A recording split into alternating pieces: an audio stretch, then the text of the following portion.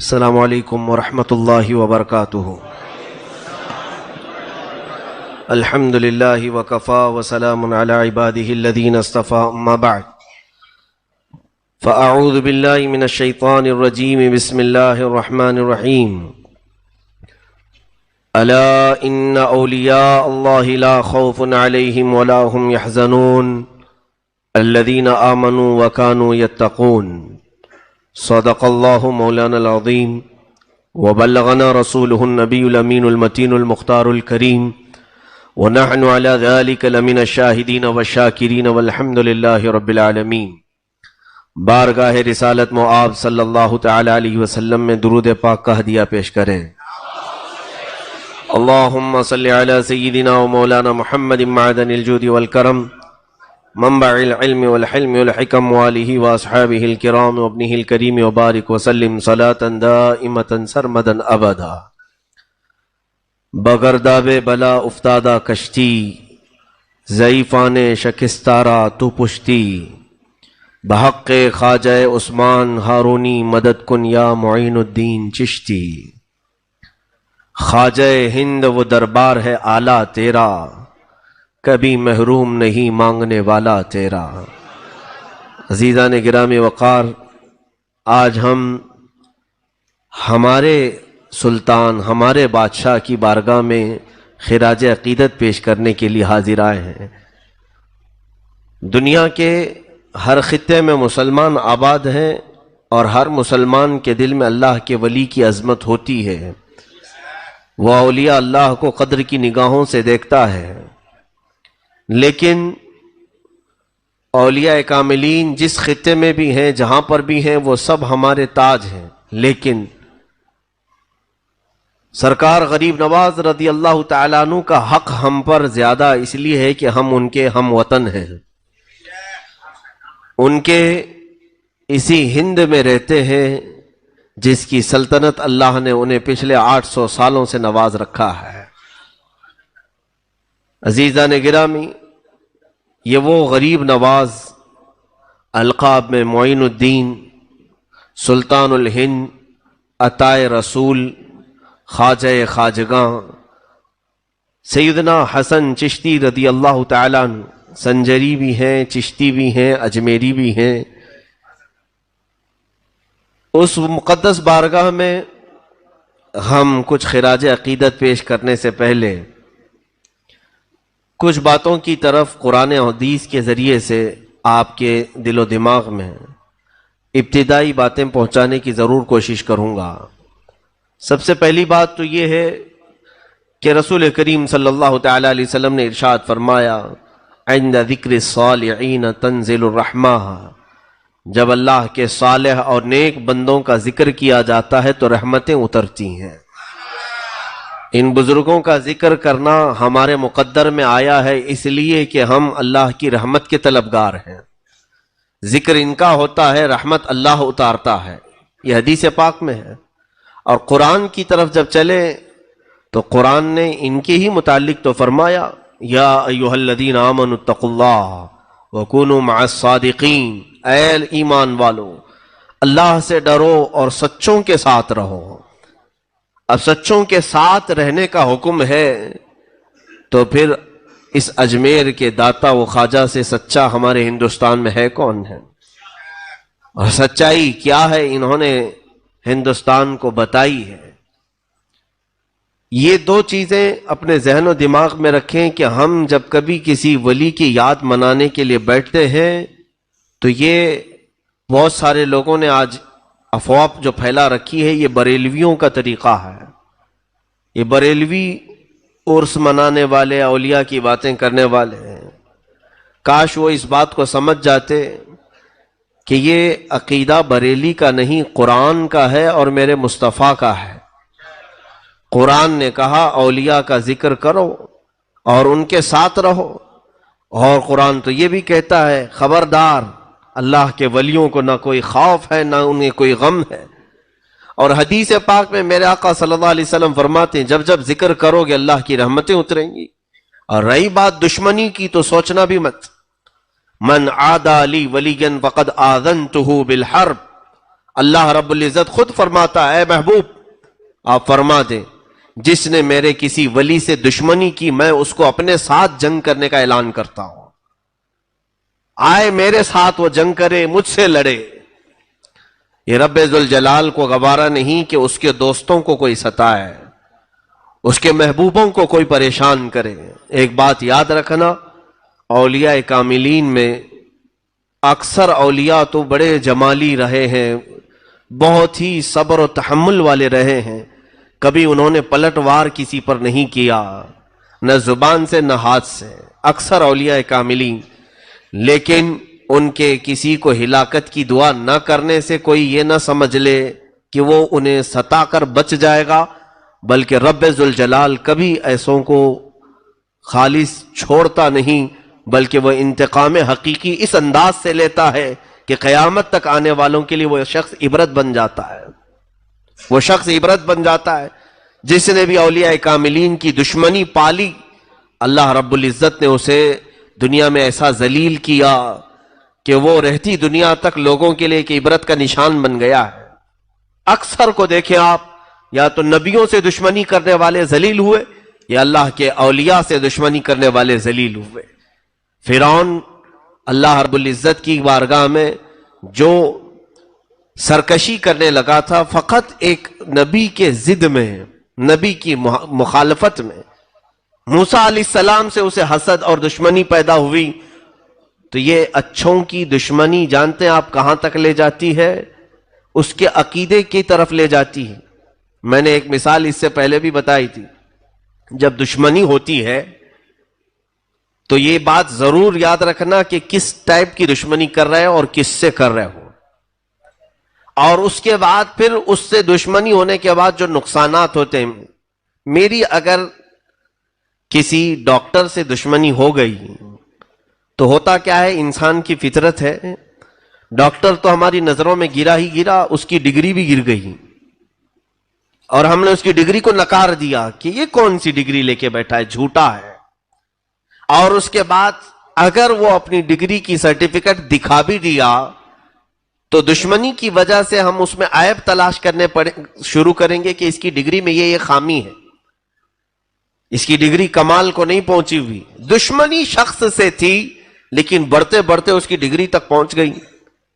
اب اس کے بعد اس کے بولنے سے نفرت، اس کے چلنے پھرنے سے ہمیں نفرت، دشمنی اس کے اخلاق تک لے جاتی ہے اور بہت اوپر تک لے جاتی ہے۔ اسی لیے جیسے مثال کے طور پر ہم سے دشمنی کرنے والے، میں تو مخالفت کرنے کی کھلی اجازت دیتا ہوں، میں ہمیشہ یہ کہتا ہوں کہ مجھ سے اگر کسی کو اختلاف ہے تو اس کا حق ہے، میں بھی انسان ہوں، آپ بھی انسان ہیں، مجھ سے اختلاف کرنے کا آپ کو پورا حق ہے، ضرور اختلاف کریں مجھ سے، لیکن اس اختلاف کو جب بڑھاوا دو گے تو ہوگا کیا؟ صرف آپ کا اختلاف اور آپ کی دشمنی مجھ سے نہیں رہ جائے گی، میری پڑھی ہوئی قرأت سے بھی دشمنی ہو جائے گی، میری بیان کی ہوئی حدیثوں سے بھی دشمنی کرنے لگ جائیں گے، ہمارے بیان کردہ تفسیر کو بھی تم ایک بار گمراہی کہہ دو گے اور خود کافر ہو جاؤ گے۔ یہ دشمنی ذات تک نہیں باقی رہتی بلکہ پھر اس کے کاموں تک بڑھ جاتی ہے۔ اسی لیے فرعون نے کیا کہا، موسیٰ اگر خدا تعالی مجھے خود بتا دیتا کہ میں تجھے پالتا ہوں تو میں مان لیتا، لیکن موسیٰ کا وہ خدا ہے اس لیے نہیں مانوں گا۔ دشمنی موسیٰ سے تھی اس لیے موسیٰ کا جو خدا ہے میں اسے نہیں مانوں گا، اس کے خدا کو میں کیوں مانوں؟ تو دشمنی جب کسی سے ہوتی ہے تو اس کے بڑوں سے اور اس کے پورے سلسلے سے دشمنی ہو جاتی ہے۔ اسی لیے جس نے بھی اولیاء کاملین سے دشمنی کی ان کی لمبی چوڑی فہرست ہمارے پاس ہے۔ تو پھر انہوں نے تمام اولیاء کو، ان کے مرشدوں کو، ان کے مشائخ کو، ان کے نسب کو گالیاں دینا شروع کیا، جیسے کہ سرکار غریب نواز رضی اللہ تعالیٰ عنہ سے جس کو نسبت ہوئی، اب ان کے نام کے برے معنی وہ تلاش کرنا شروع کیا۔ خواجہ کا مطلب یہ ہوتا ہے، معین کا مطلب یہ ہوتا ہے۔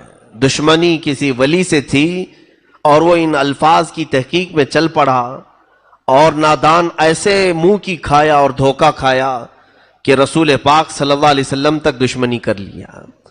جب کہا جائے کہ عطائے رسول بھی ہیں وہ، تو سیدھے کیا کہنے لگا کہ رسول نے اگر انہیں عطا کیا تو رسول بھی صحیح نہیں ہے. معاذ اللہ رب العالمین. دشمنی کہاں سے کہاں تک لے گئی. اسی لیے سوچ سمجھ کر کے کسی سے اختلاف کرنا کہ کہیں تمہارا اختلاف تمہیں خدا کی دشمنی تک نہ لے جائے, رسول کی دشمنی تک نہ لے جائے. اولیاء کاملین کی گستاخی اور ان سے دشمنی میرے عزیزوں یہ ہماری ہلاکت کا سب سے بڑا راستہ ہے. جب قرآن نے کہہ دیا کہ ان کے ساتھ رہو تو اسی میں عافیت ہے. اب آج ہم اس شہنشاہ ہند کے دربار میں حاضر ہیں. تھوڑی دیر کے لیے آپ توجہ کریں گے تو میں آپ کو اجمیر معلیٰ پہنچا دوں گا, اور تصور میں تمہیں غریب نواز کا روضہ مبارک نظر آ جائے گا.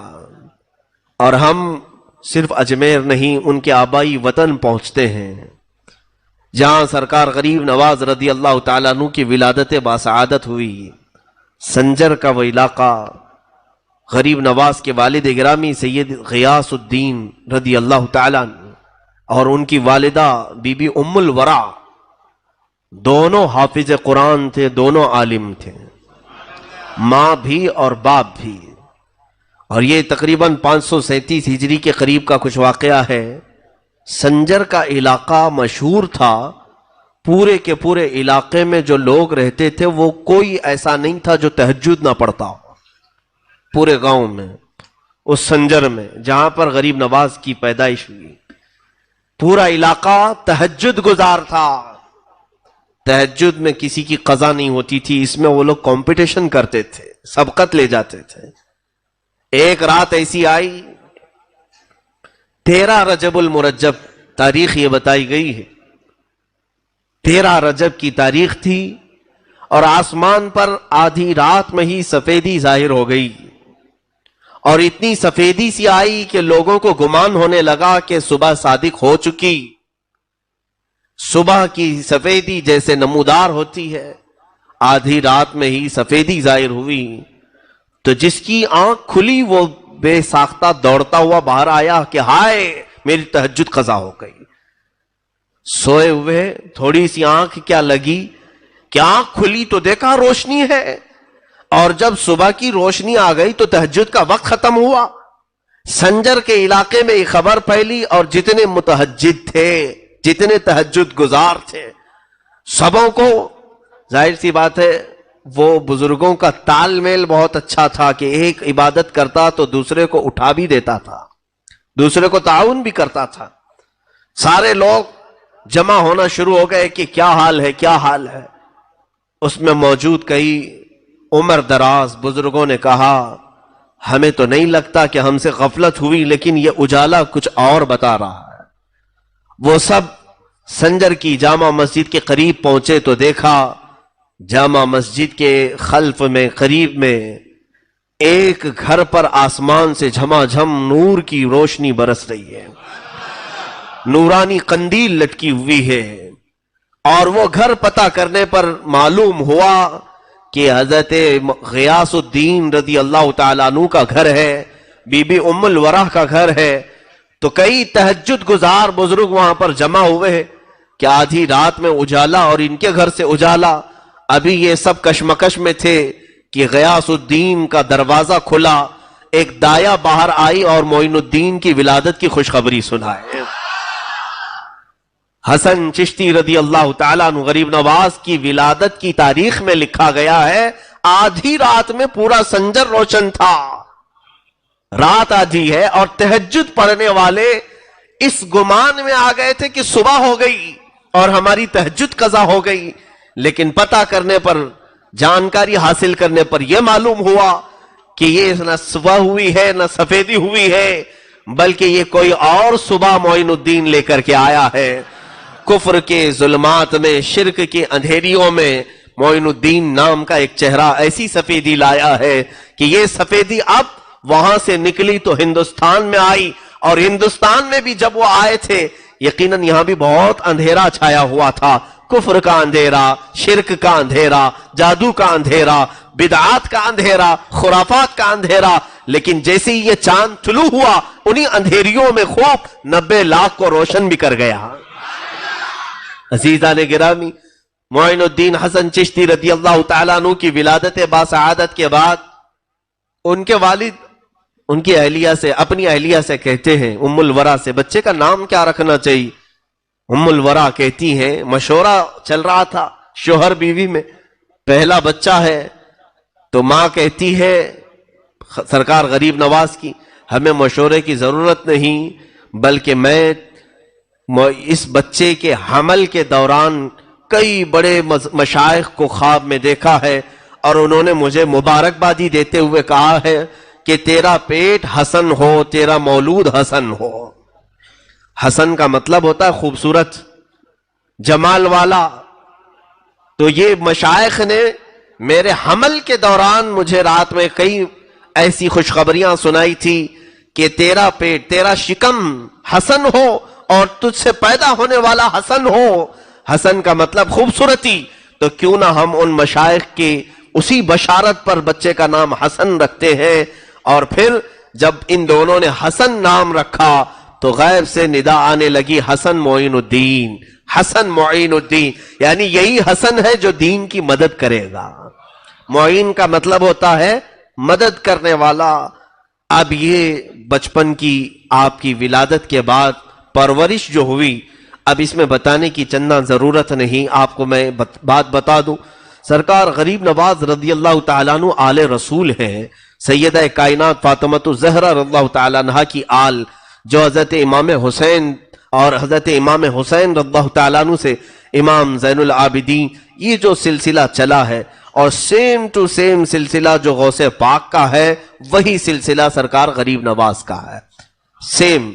اور رشتے میں آپ کو میں بتاؤں، غریب نواز کی ماں حضرت بی بی ام الورا حضور غوث پاک رضی اللہ تعالیٰ عنہ کی سگی چچیری بہن ہے۔ گویا کہ سرکار غریب نواز غوث پاک کے کیا لگے؟ بھانجے ہوئے۔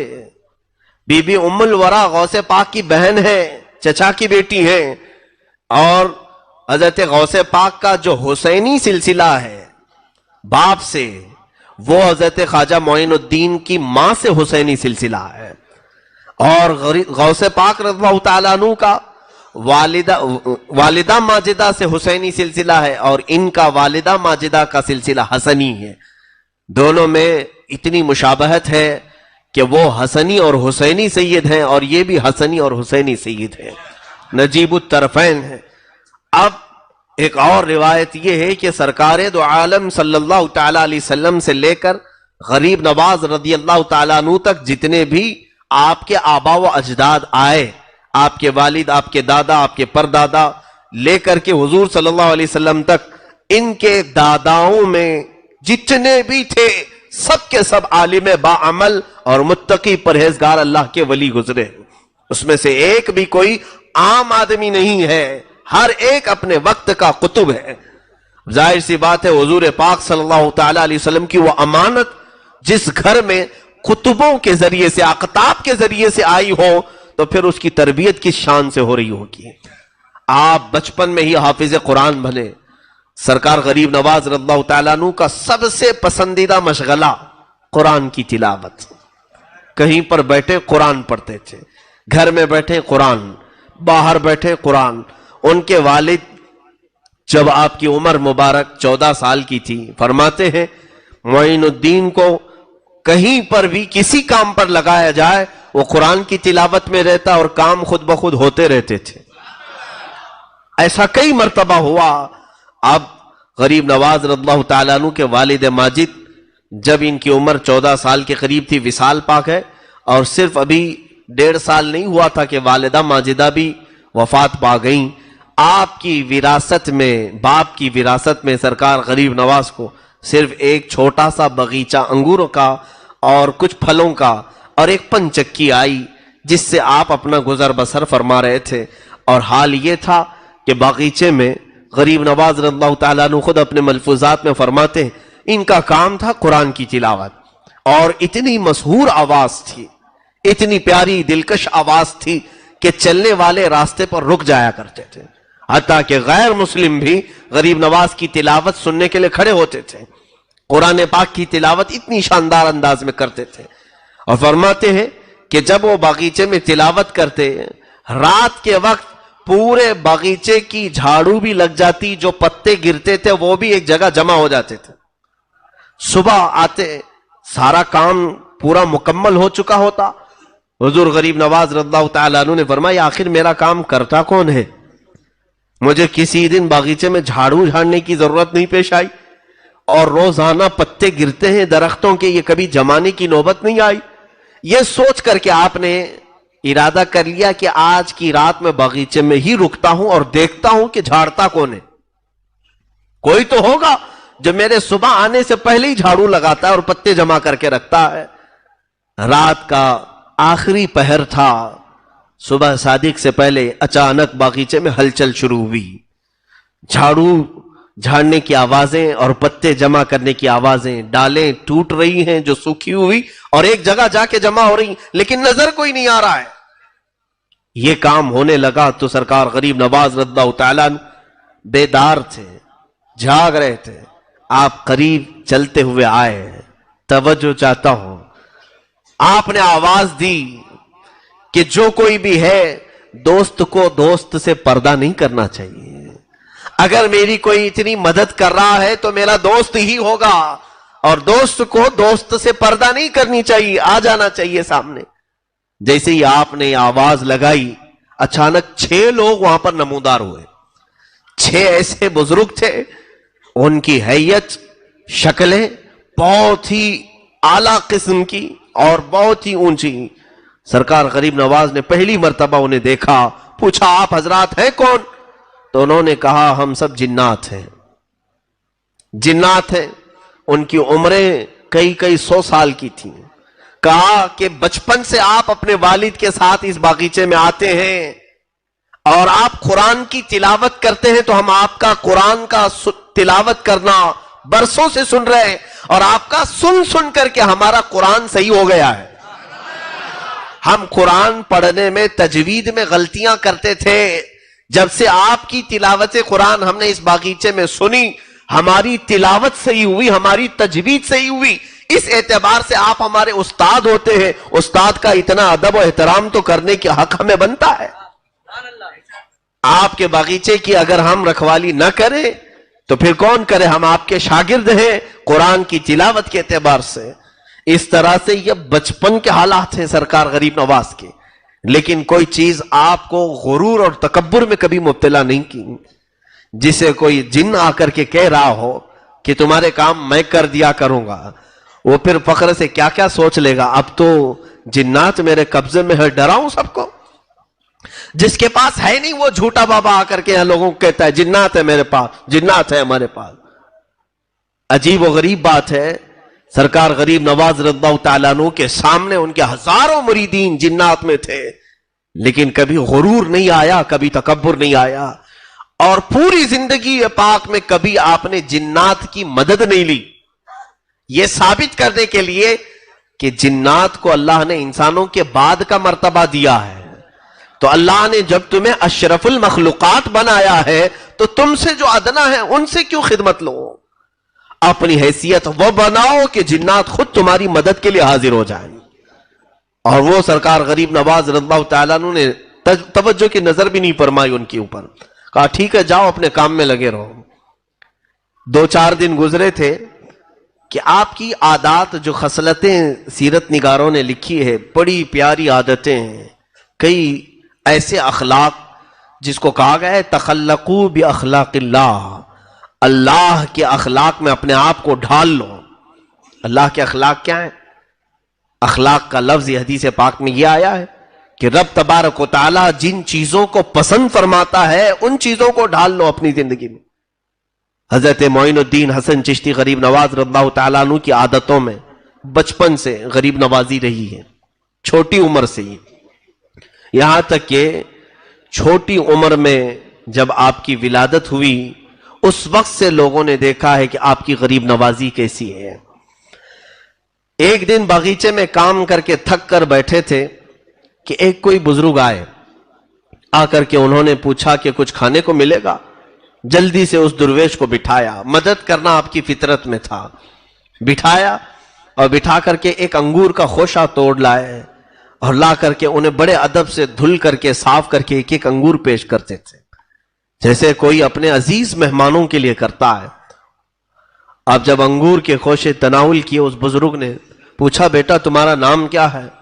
कहा, मेरा नाम हसन है और लोग मोइनुद्दीन भी कहते हैं। वो बुजुर्ग चौंक गए और उसके बाद अंगूर के खोशे खाते खाते वो रुक गए। कहा, मैं आज मकसद को पहुंचा हूं, आज मैं अपने मकसद को पहुंचा हूं। कहा कि क्या मकसद को पहुंचे, आप हैं कौन? उन्होंने कहा, वैसे तो मेरा नाम इब्राहिम कंदूजी है, लेकिन लोग मुझे दीवाना और पागल कहते हैं। मजजूब थे वो, दीवाना कहते हैं और बच्चे मुझे पत्थर मारते हैं, और मैं हूं भी दीवाना। उस बुजुर्ग ने कहा, तो हजरत गरीब नवाज के बचपन के हालात है। पूछा, आप दीवाने हैं तो किसके? तो हजरत इब्राहिम कंदूसी जो आए थे मजजूब, उन्होंने कहा, मैं हाजी शरीफ जिंदानी मेरे मुर्शिद का दीवाना हूं, और उन्होंने मुझे दीवानगी की हद तक पिलाया है और छोड़ दिया, और मुझे एक रोटी दी थी, और उस रोटी को यह कह करके मुझे दिया था कि जब तुम उस मकाम पर पहुंचो जब तुम्हें सातों अर्श बगैर किसी तकल्लुफ के नजर आने लगे, तो आधी रोटी खाना, या आधी रोटी खा लेना, और आधी रोटी अपने पास रखना।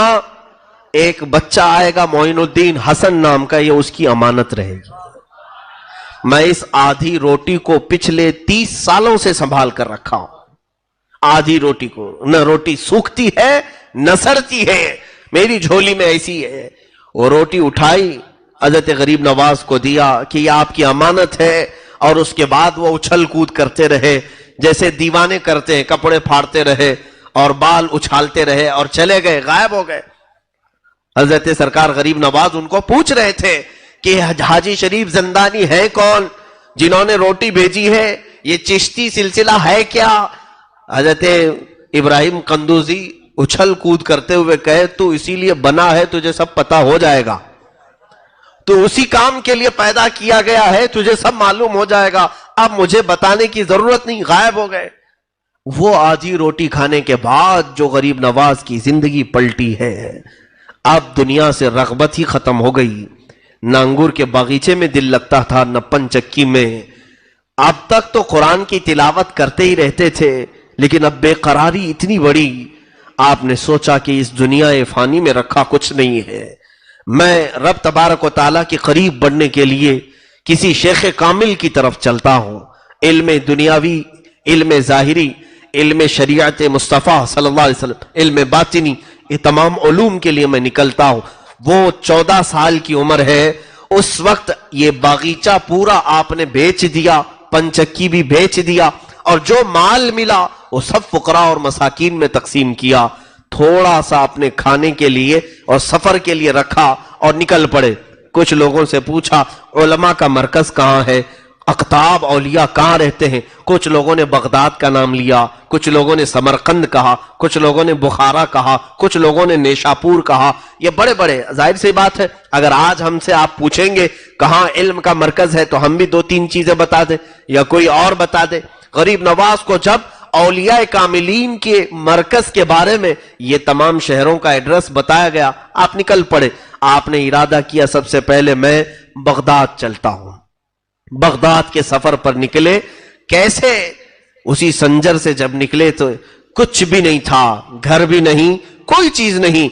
रास्ते में सफर के दौरान आपको मैं हैरत अंगेज बात बता दूं, गरीब नवाजी कहते किसे है, आप बीच रास्ते में पहुंचे तो एक ऐसा वीराना था, बहुत दूर तक जंगल और बयाबान, जहां हू का आलम तारी है, कोई भी नजर नहीं आता।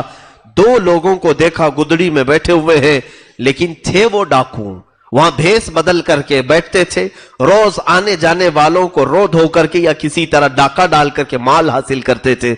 उस वक्त जब सरकार गरीब नवाज का गुजर उस रास्ते से हो रहा था, तो वो दोनों एक दरख्त के नीचे बैठे। उनके करीब आने से पहले खुद गरीब नवाज उनके पास गए पूछा, इस बयाबान में आप दो लोगों का तन्हा रात में बैठना क्या माने रखता है? उन्होंने कहा, हम दर हकीकत अजनबी हैं, परेशान हाल है, हमारे पास कुछ भी नहीं है, अगर आपके पास कुछ खाने की चीज है तो दे दे। अपनी झोली में सरकार गरीब नवाज के जो जो कुछ खाने का रखा था सब उठा के उनके सामने रखा। वो दोनों रहजन डाकू खाते रहे। जब खाना मुकम्मल हो गया तो पूछा कि कुछ माल भी है तो दे दे। गरीब नवाज अपनी पूंजी में से जो था निकाल करके सबसे पहले ये कहते हैं, माफ करना, मेरे पास जितना है मैं दे रहा हूं, शायद आपकी जरूरत पूरी इससे ना हो तो मेरे बारे में बुरा गुमान मत करना कि आपकी जरूरत मैंने पूरी नहीं की। ये कह करके माल पूरा दिया, पूरा दे करके ये कह रहे हैं, अगर तुम्हारी जरूरत पूरी ना हुई तो मुझे बुरा मत समझना, मेरी जितनी ताकत थी मैंने दे दिया। झोली पूरी झटक दी उनके सामने। वो दोनों रहजन डाकुओं ने ये पूरा माल लिया और पूछा, आप कहां जा रहे हैं? गरीब नवाज ने फरमाया, बगदाद का सफर है, वहां से नेशापुर है। गरीब नवाज की ये बात सुनकर वो दोनों कहने लगे, ए अजनबी मुसाफिर, तुम्हें मालूम है बगदाद यहां से कितना लंबा सफर है? कहा, हां मालूम है, 1 महीने की मसाफत है, 1 महीने का सफर है पैदल, और उसके आगे नेशापुर उतना ही आगे है। गरीब नवाज से उन दोनों ने कहा, 1 महीने का सफर है, आपकी झोली में न खाना बाकी रहा न माल बाकी रहा, आप कैसे आगे का सफर तय करेंगे? गरीब नवाज ने पलट करके कहा, इस बयाबान और वीराने में तुम जैसों को मौला मुझसे माल पहुंचा सकता है तो मेरे सफर में भी वही इंतजाम करेगा। तुम यहां भी बयाबान में और वीराने में बैठे हो, देखो आसपास किसका घर है? कुछ नहीं है, लेकिन तुझे रब ने खिलाया कि नहीं खिलाया? उन्होंने कहा, यकीनन मौला ने ही खिलाया है। कहा, जो तुम्हें मुझसे खिला सकता है मुझे किसी और से खिला सकता है? उसके बाद वो दोनों की आंखों से ऐसे आंसू जारी हुए, दोनों ने तौबा की, कदम पकड़ लिया और कहा, माफ करें, हम ना अजनबी हैं ना मुसाफिर हैं, हमने धोखा दिया है आपको, हम डाकू हैं, माल लूटते हैं जो भी यहां से गुजरता है, कभी उससे मीठी चपड़ी बातें करके और कभी जोर जबरदस्ती। सरकार गरीब नवाज ने फरमाया, बस तुम्हारे दिल में अब रब की मोहब्बत आ गई है, तौबा करो और जाओ, ये जो माल मैंने दिया इसी से अपनी जिंदगी पूरी बिता लो। उन दोनों ने कहा, नहीं हुजूर, आप जा रहे हैं सफर में, ये माल रख ले।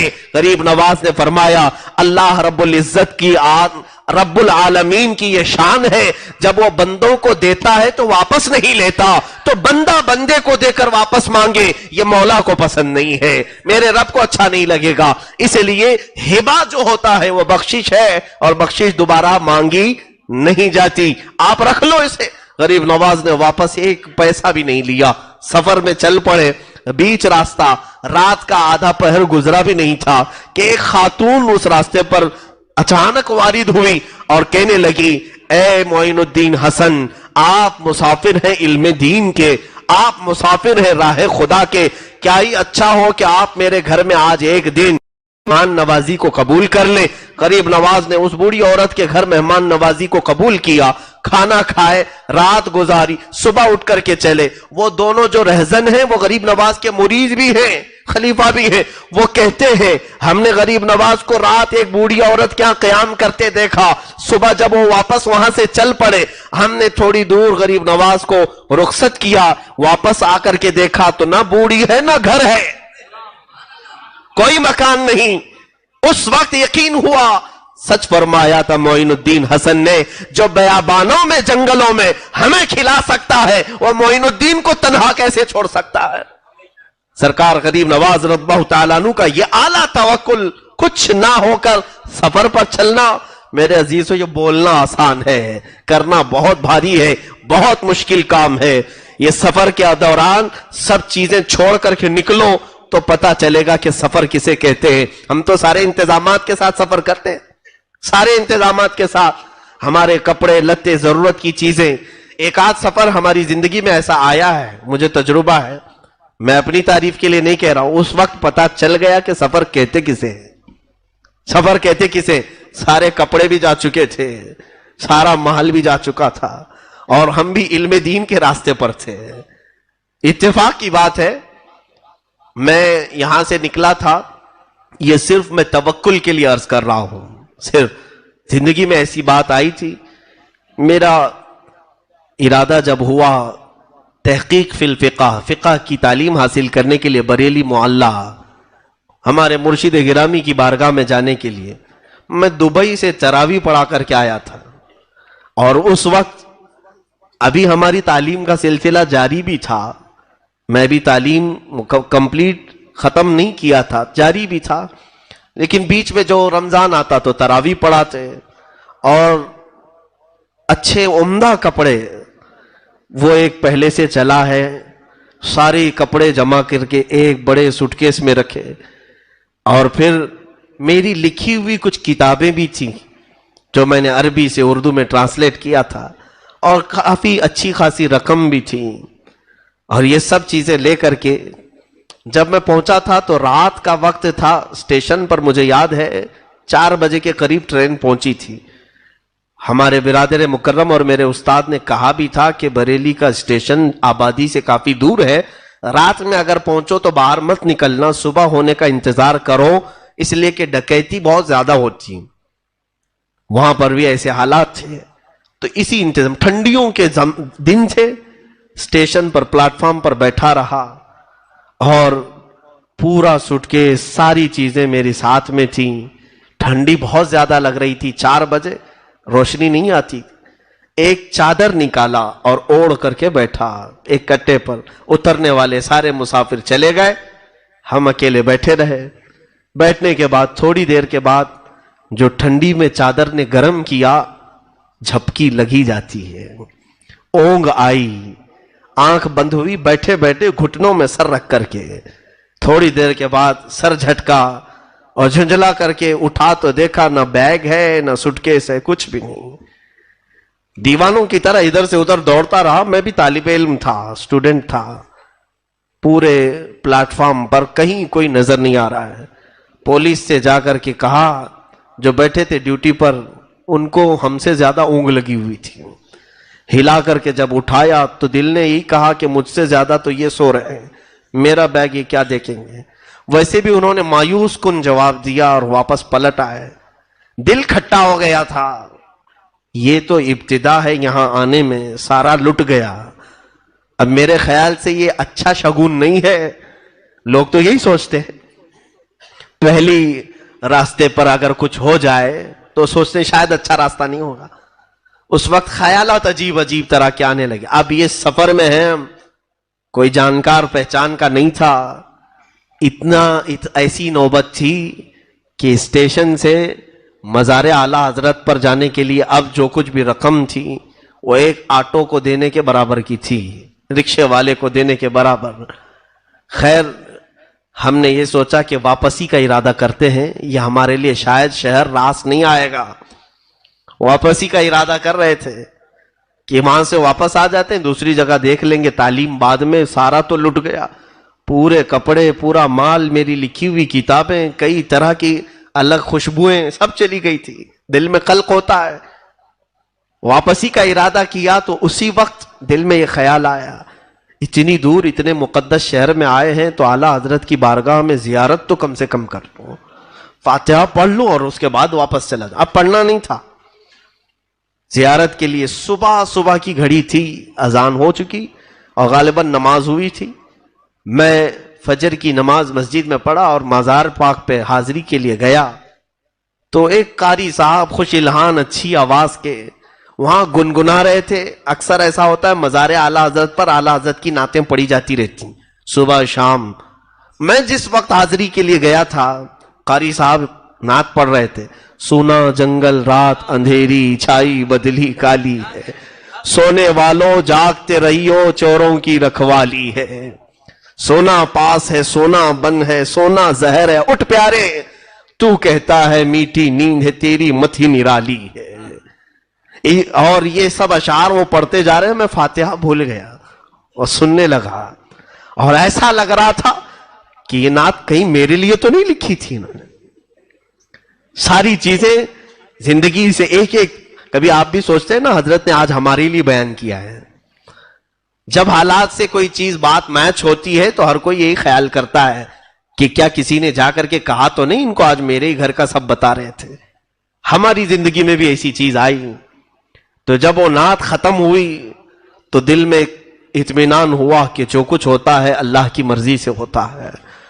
दिल में एक ढारस बंधी, और उसके बाद जो हालात हैं वो मुझे ज्यादा डिस्कस करने की जरूरत नहीं। इतनी सी बात है, मेरा टेस्ट था, इम्तिहान था, मैले कपड़े सफर के, उन्हीं कपड़ों में जाकर इम्तिहान के लिए बैठा और किसी से कहने की कोई जुर्रत भी नहीं थी, हिम्मत भी नहीं थी। दूसरे दिन जब रिजल्ट आया तो सबसे पहला नाम मेरा था। तो अब सोचा कि अब ये सबसे पहला नाम, कई मदारिस के तलबा वहां पर टेस्ट के लिए आए थे। हर दारुल्लूम के लोग टेस्ट के लिए आते हैं, कई 100 में से उनको सिर्फ 5 लोगों को चुनना था, 7 लोगों को चुनना था। नाम जब आया उसी वक्त मुझे बुलाए हमारे एक उस्ताद गिरामी, कहा कि मैले कपड़े, ये सारी चीजें, मुझे ऐसा लगता है कि तुम्हारे सफर में तुम्हारे साथ कुछ धोखा हुआ है। मैंने कहा नहीं। उन्होंने खुद पकड़ करके मुझे शहर लाया और शहर ले जाकर के उन्होंने कपड़े दिलाए, पूरा सारा सामान दिलाकर खुद लेकर के आए। उस्ताद, उनको खुद अपनी फिक्र होती है, अपने घर बार छोड़कर वो भी पढ़ाने के लिए आए होते, लेकिन उन्होंने अपने जाती रकम से ये सारी चीजें की। लेकिन वो जो चंद दिनों का अरसा गुजरा, उस वक्त पता चला कि सफर कहते किसे हैं। सफर इसलिए कि हदीस पाक में अस्सफरु कस्सकर, सफर जहन्नम के रास्तों में से एक रास्ता है। तकलीफ इसमें होगी, लेकिन अभी हम बहुत सारी इंतजामात, बहुत सारे असबाब के साथ चलते हैं तो एहसास नहीं होता। एसी में चलते हैं और बहुत शॉर्ट सफर हो गया है तो पता नहीं चल पाता, वरना सफर तो सफर है, और वो भी जब माल कुछ भी ना हो। और इसी सफर के मुतालिक मेरे आका सल्लल्लाहु अलैहि वसल्लम ने फरमाया, कुन आबिदी सबीलन फी दुनिया का अन्नका गरीब। ऐ बंदे, तू दुनिया में मुसाफिर की तरह जी, ऐसा जियो जैसे कि तुम मुसाफिर हो। इसलिए कि मुसाफिर बहुत सामान नहीं लेता, सब छोड़ कर जाता है। और सरकार गरीब नवाज रज़ियल्लाहु ताला अन्हु ने उस हदीस पर अमल करके दिखाया, अमल करके ऐसे दिखाया कि सब कुछ छोड़ा और पूरी जिंदगी सफर की हालत में रहे। पूरी जिंदगी मुसाफिर जैसा रहता है वैसी रहे। जो आपने सारा सामान बेच दिया था, रकम बेची, फिर उनके रास्ते में कौन खिलाता है, किसी को कोई फिक्र करने की जरूरत नहीं होती। आप इस तरह से बगदाद मुकद्दस जब पहुंचे तो सरकार गौसे पाक से आपकी मुलाकात भी हुई, और रिवायात में है कि तकरीबन 57 दिन तक सरकार गरीब नवाज गौसे पाक के साथ एक ही हुजरे में बैठे रहे, एक ही हुजरे में। और गौसे पाक रज़ियल्लाहु ताला अन्हु ने बाहर निकल करके अपने मुरीदीन से कहा, ऐ लोगों, इसे जानते हो, ये जिस इलाके से आया है वहां सब इलाके का ये मुक्तदा होगा। मुक्तदा कहते हैं लीडर को, राजा को, आज भी इसीलिए लोग राजा कह रहे हैं, इसीलिए कहते हैं। गरीब नवाज को गौसे पाक ने फरमाया था, ये जिस इलाके से आया है उस इलाके का मुक्तदा होगा, लीडर होगा। और ऐसा मुक्तदा उन्हें बनाया गया है कि जमाने गुजरते गए, लेकिन वो मुक्तदाई और वो लीडरशिप कभी खत्म नहीं होती, वो सल्तनत और हुकूमत खत्म नहीं होती। सरकार गरीब नवाज रज़ियल्लाहु ताला अन्हु वहां से निकलकर फिर नेशापुर पहुंचे। वहां पर कुछ लोग आए और उनसे बुजुर्गों के बारे में बातचीत कर रहे थे। तो एक बुजुर्ग का नाम उन्होंने लिया कि यहां पर एक बुजुर्ग है हाजी शरीफ जंदानी। जैसे ही नाम सुना उछल पड़े, ये कहां रहते हैं? कहा बस नेशापुर से 8 मील दूर है। लेकिन उनसे मिलने से पहले आप हजरत ख्वाजा उस्मान हारूनी से मिले। कहा वो कहां रहते हैं? कहा वो मदीने तैयबा में रहते हैं। इसलिए कि ख्वाजा शरीफ जंदानी अब किसी को मिलते नहीं, वो अंदर हो चुके हैं। जंदानी कहते हैं कैदी को, कैदी को। हाजी शरीफ रहमतुल्लाह ताला अलैह पूरी जिंदगी अपने आप को कैद खाने में रख दिया था, कैद खाना जैसा होता है। उनको जंदानी कहते हैं, कैदी की तरह रहे। इसलिए कि मेरे आका ने हदीस में फरमाया, दुनिया सिजनुल लिल मुमिनीन व जन्नतुल लिल काफिरीन। दुनिया मोमिन के लिए कैद खाना है। तो ये औलिया एक एक हदीस को लेते थे और उस पर अमल करके दिखाते थे, कैदी बन करके रहे। सरकार गरीब नवाज रज़ियल्लाहु ताला अन्हु वहां से मदीने तैयबा पहुंचे। मदीने तैयबा में ख्वाजा उस्मान हारूनी का बोलबाला था। उस वक्त वो बड़े शेखों में गिने जाते थे। एक मकाम पर आप दर्स दे रहे थे ख्वाजा उस्मान हारूनी। حضرت خواجہ غریب نواز رضی اللہ تعالیٰ عنہ اس حجرے میں داخل ہوئے اور کونے میں بیٹھ گئے. وہاں بڑے بڑے مشائخ بیٹھے ہوئے تھے جو ان کی تربیت میں تھے. خواجہ عثمان ہارونی آنکھ بند کر کے وہ بیان کرتے تھے، وہ توحید پر بیان کر رہے تھے. اچانک آنکھ کھولی اور کہا گلستان توحید کا کوئی چمکتا ہوا ستارہ مجھے میری محفل میں دکھ رہا ہے، توحید کا کوئی علمبردار میری محفل میں مجھے نظر آ رہا ہے. آنکھ کھولی اور محفل سے اٹھے اور اس کونے پر جا کر غریب نواز کا ہاتھ پکڑ کر اٹھایا اور کہا مرحبا مرحبا، آؤ ہماری گدی پر بیٹھو. اجنبی تھے غریب نواز، انہیں پکڑ کر کے لائے. یہی تو ہم کہتے ہیں کہ اولیاء کاملین صرف ظاہر کو نہیں دلوں تک کو دیکھتے ہیں، ان کی نگاہیں اندر تک کو دیکھتی ہیں. حضرت خواجہ غریب نواز کو لایا اور اپنی گدی پر جب بٹھانا چاہے تو آپ کا جسم کانپنے لگا. حضرت خواجہ عثمان ہارونی نے کہا کہ تم میں نے جو بیان کیا ہے اس ادھورے بیان کو مکمل کرو. توحید پر بیان کر رہے تھے. حضرت خواجہ غریب نواز ان کے سامنے ہی کھڑے ہوئے اور باقی توحید پر جب بیان کرنے لگے. اللہ اکبر. روایت میں ہے کہ جتنے اس مجمع میں بیٹھے تھے مشائخ، سب کے سب وجد میں رب العالمین کی بارگاہ میں مہ ہو کر اپنے کپڑے پھاڑنے لگے ہیں حضرت خواجہ غریب نواز کے بیان پر. تب آپ نے حضرت خواجہ عثمان ہارونی رضی اللہ تعالیٰ عنہ نے کہا کہ اب میری زندگی کا اختتام آ چکا ہے، جس کا انتظار مجھے تھا وہ پہنچ چکا ہے، جس کی امانت میرے پاس تھی وہ سپرد کرنے کا وقت قریب آ چکا ہے. اب حضرت خواجہ غریب نواز رضی اللہ تعالیٰ عنہ کو اپنی گدی کے قریب بلاتے ہیں اور پوچھتے ہیں بیٹا معین الدین آسمان کی طرف دیکھو کیا دکھتا ہے؟ کہا آسمان دکھ رہا ہے. زمین کی طرف؟ کہا زمین دکھ رہی ہے. کہا جاؤ اور 1000 بار درود پڑھو، 1000 بار استغفار، 1000 بار قل هو اللہ. یہ پڑھایا اور کچھ وظیفے پڑھائے، یا قاضی الحاجات، یا شافع یا دافع البلیات، یا کافی المہمات. پڑھانے کے بعد غریب نواز کو پھر بلایا. اب اپنی انگلیاں خواجہ عثمان ہارونی نے غریب نواز کی پیشانی پر رکھا اور پوچھا اوپر دیکھو کیا دکھتا ہے؟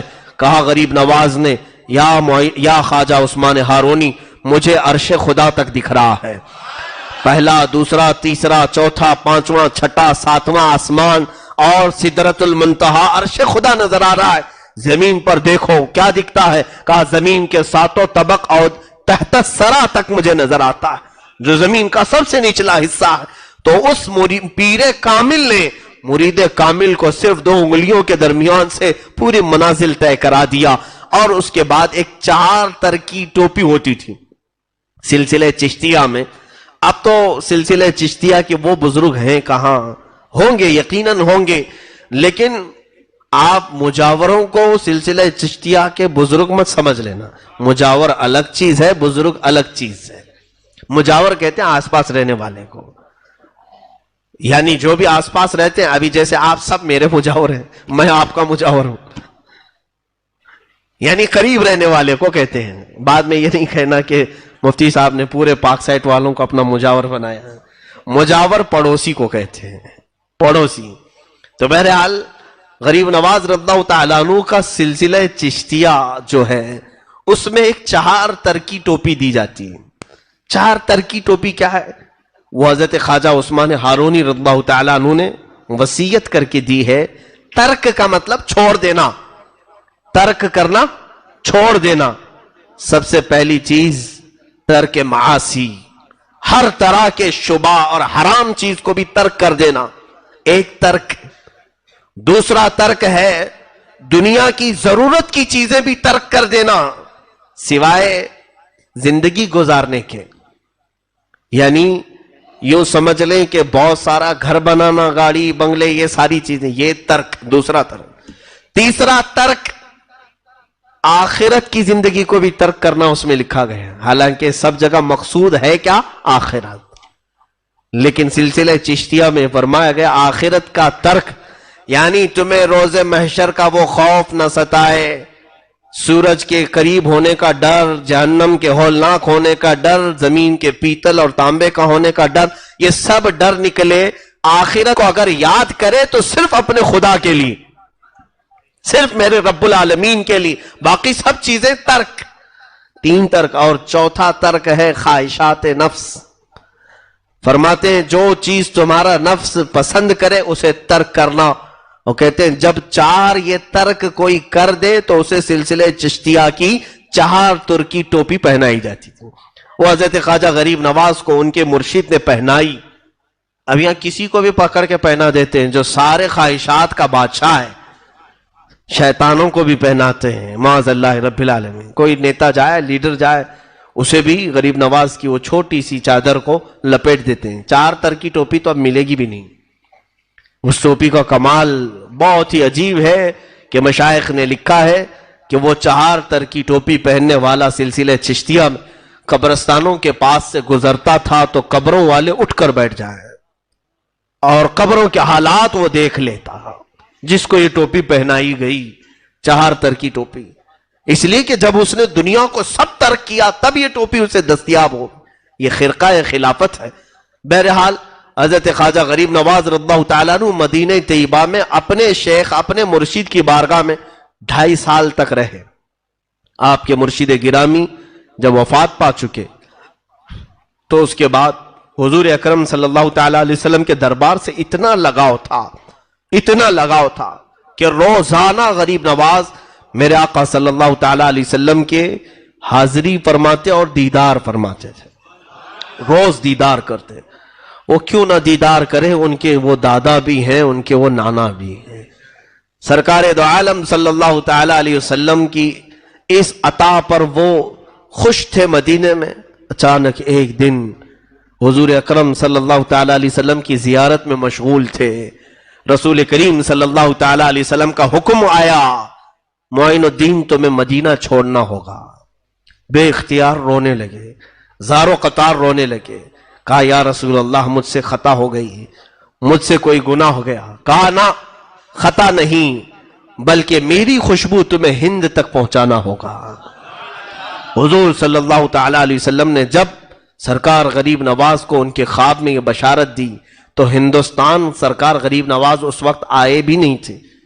سنجر کا علاقہ ہندوستان میں نہیں آتا ہے، یہ ابھی ایران کے کچھ علاقوں میں یہ حصہ آتا ہے۔ آپ نے سرکار غریب نواز نے پوچھا یا رسول اللہ صلی اللہ تعالیٰ علیہ وسلم، میں نہ ہندوستان کو جانتا ہوں نہ دیکھا ہوں، وہاں کے کسی علاقے کو میں پہچانتا نہیں، وہاں کے لوگوں کی طبیعت کفار و مشرکین کی سخت گیر ہے۔ رسول کریم صلی اللہ تعالیٰ علیہ وسلم نے ان کے سامنے ہندوستان کا پورا نقشہ کھولا، راستے دکھائے اور پھر فرمایا کہ اے معین الدین تیرا پڑاؤ اس علاقے میں ہوگا، یہ کہہ کر کے میرے آقا نے اجمیر معلیٰ بھی دکھایا۔ اسی لیے اعلیٰ حضرت فاضل بریلوی رحمۃ اللہ علیہ نے کتاب میں لکھا کہ دنیا میں کچھ وہ جگہ ہیں جہاں پر دعا رد نہیں ہوتی، ان میں سے ایک جگہ اجمیر مقدس بھی ہے۔ کیوں؟ اس لیے کہ اجمیر لوگوں کا بنایا نہیں، غریب نواز کو میرے مصطفیٰ نے اشارہ کر کے بتایا ہے، تو جس طرف میرے آقا کا اشارہ جائے وہ دعاؤں کی قبولیت کی جگہ ہے۔ اجمیر معلیٰ کی طرف میرے آقا نے اشارہ کر کے بتایا کہ یہ تمہارے پڑاؤ، یہ تمہارے ٹھہرنے کی جگہ ہے۔ اب بس یہ اللہ والوں کی بات ہی ایسی ہے کہ اللہ اور اس کے رسول کے حکم کے آگے یہ سر خم تسلیم کرتے ہیں، سر جھکا لیا اور صبح اٹھتے ہی سفر کے لیے روانہ ہوئے۔ اب سفر پر جب چلے تو پھر یہ کافی لمبا سفر تھا، کئی مشائخ کی بارگاہ میں عبادات اور ریاضات کرتے ہوئے حضرت داتا گنج بخش ہجویری رضی اللہ تعالیٰ لاہور آئے، وہاں پر آپ نے چلہ فرمایا اور وہاں سے کچھ فقیر آپ کے ساتھ ہوئے، ان فقیروں کے ساتھ ہندوستان کی سرزمین کا سفر آپ نے فرمایا۔ یہ وہ دور تھا جب یہاں پر راجے مہاراجے ہندوؤں کے اور بھی کئی علاقے کے کئی طرح کے مذہب والے یہاں پر جی رہے تھے، اور ان کی تانا شاہی، بادشاہی، ہر طرح کے ظلم و ستم کی کہانیاں بھی بڑی دراز ہیں۔ اس زمانے میں کئی مسلمان بادشاہوں نے یہاں پر حملے بھی کیے اور پھر کچھ علاقے فتح بھی کیے اور کچھ جگہ اسلام کا پرچم لہرایا بھی۔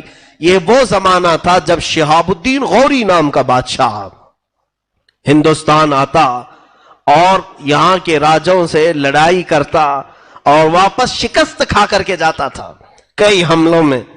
ایک وقت یہ آیا کہ 1,00,000 کی فوج لے کر کے وہ آیا, لیکن پھر بھی شکست کھا کر ہار کر واپس جا رہا تھا. اور اس وقت دلی کی سرزمین سے وہ نکل کر کے افغانستان کی طرف جا رہا تھا, شہاب الدین غوری. یہ وہ وقت ہے جب سرکار غریب نواز 7 یا 8 فقیروں کے ساتھ ہندوستان میں داخل ہو رہے تھے. وہ داخل ہو رہے تھے جب یہ فوج شکست کھا کر ادھر جا رہی ہے اور 8 فقیر ادھر آ رہے ہیں. بادشاہ کی نظر پڑی فقیروں پر, درویشوں پر, روک لیا اپنی فوج کو, کہا انہیں لے آؤ, چہرے سے یہ مسلمان لگتے ہیں, اللہ والے دکھتے ہیں, بلا لاؤ. بلایا لایا گیا بادشاہ کے سامنے. حضرت خواجہ غریب نواز رضی اللہ تعالیٰ عنہ اور چند فقیر تھے. پوچھا کہاں کا ارادہ ہے, کہاں چلے ہو؟ حضرت غریب نواز نے آنکھیں نیچے جھکائی اور فرمایا ہندوستان فتح کرنے جا رہا ہوں. ظاہر سی بات ہے کوئی ایسی بات کہے اور ہاتھ میں کچھ بھی نہیں, سامنے والا تو ظاہری اسباب کو ہی دیکھتا ہے.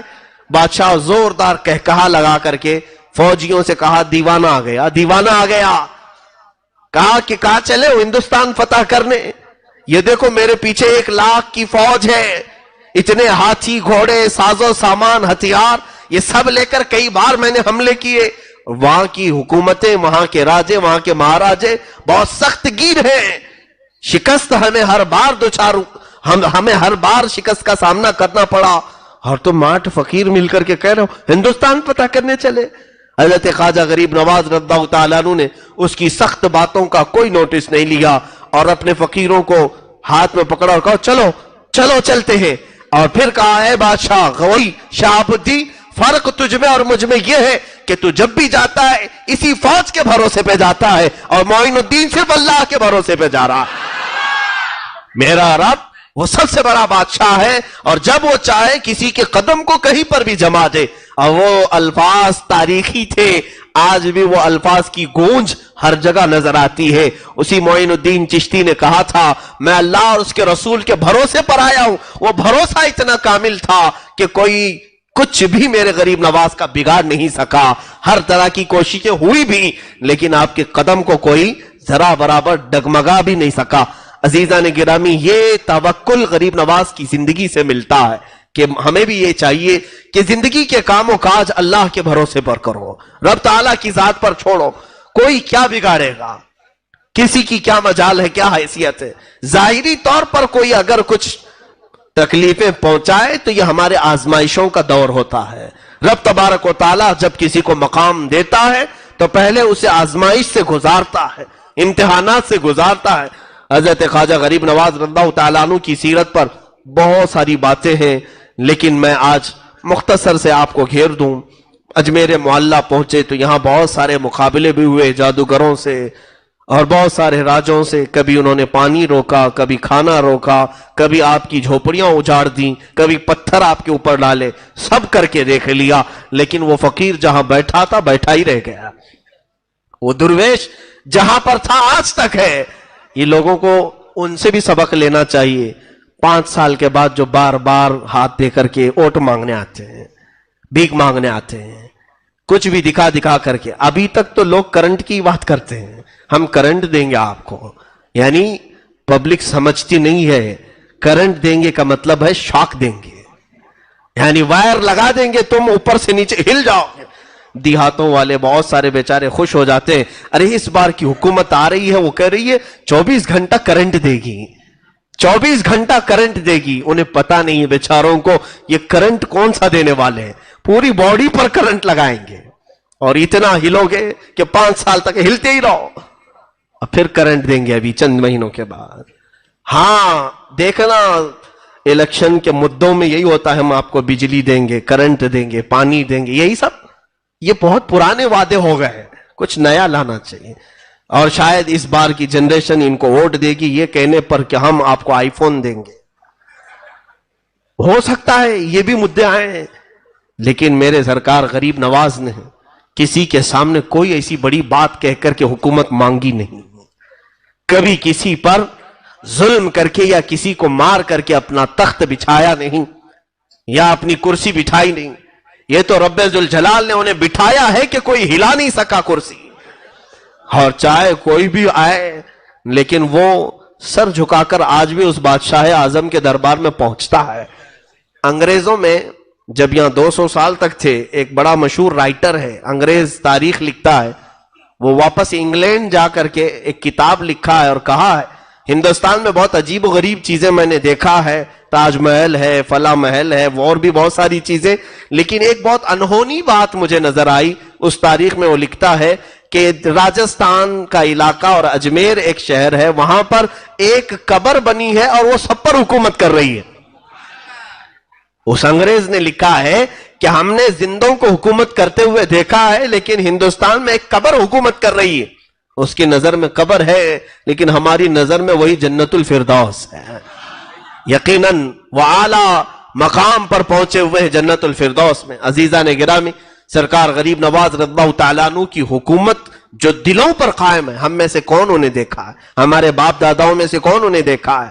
لیکن نام آتے ہی کیسے محبت سے ہم جھوم جاتے ہیں، کیسے ادب ہمارے اندر آتا ہے۔ اس بات کو یاد رکھنا کہ محبتیں دلوں میں ڈالنا انسانوں کا کام نہیں، یہ رب العالمین کا کام ہے۔ اللہ رب العزت کسی کو زندہ رکھنا چاہے، صدیاں گزر جائیں گی لیکن اس کا نام باقی رکھے گا، اور کسی کو مارنا چاہے، کل مرا ہے آج بھول جاؤ گے، سال نہیں بیتے گا کہ اس کی قبر کی تختی بجھ جائے گی۔ لوگ گزرنے والے اب فاتحہ پڑھنے والے بھی نہیں رہ جائیں گے۔ جب کسی کو مولا بھلانا چاہے ایسے بھلا دے گا۔ کیا ہندوستان کی تاریخ میں ایسے بڑے بڑے بادشاہ نہیں آئے؟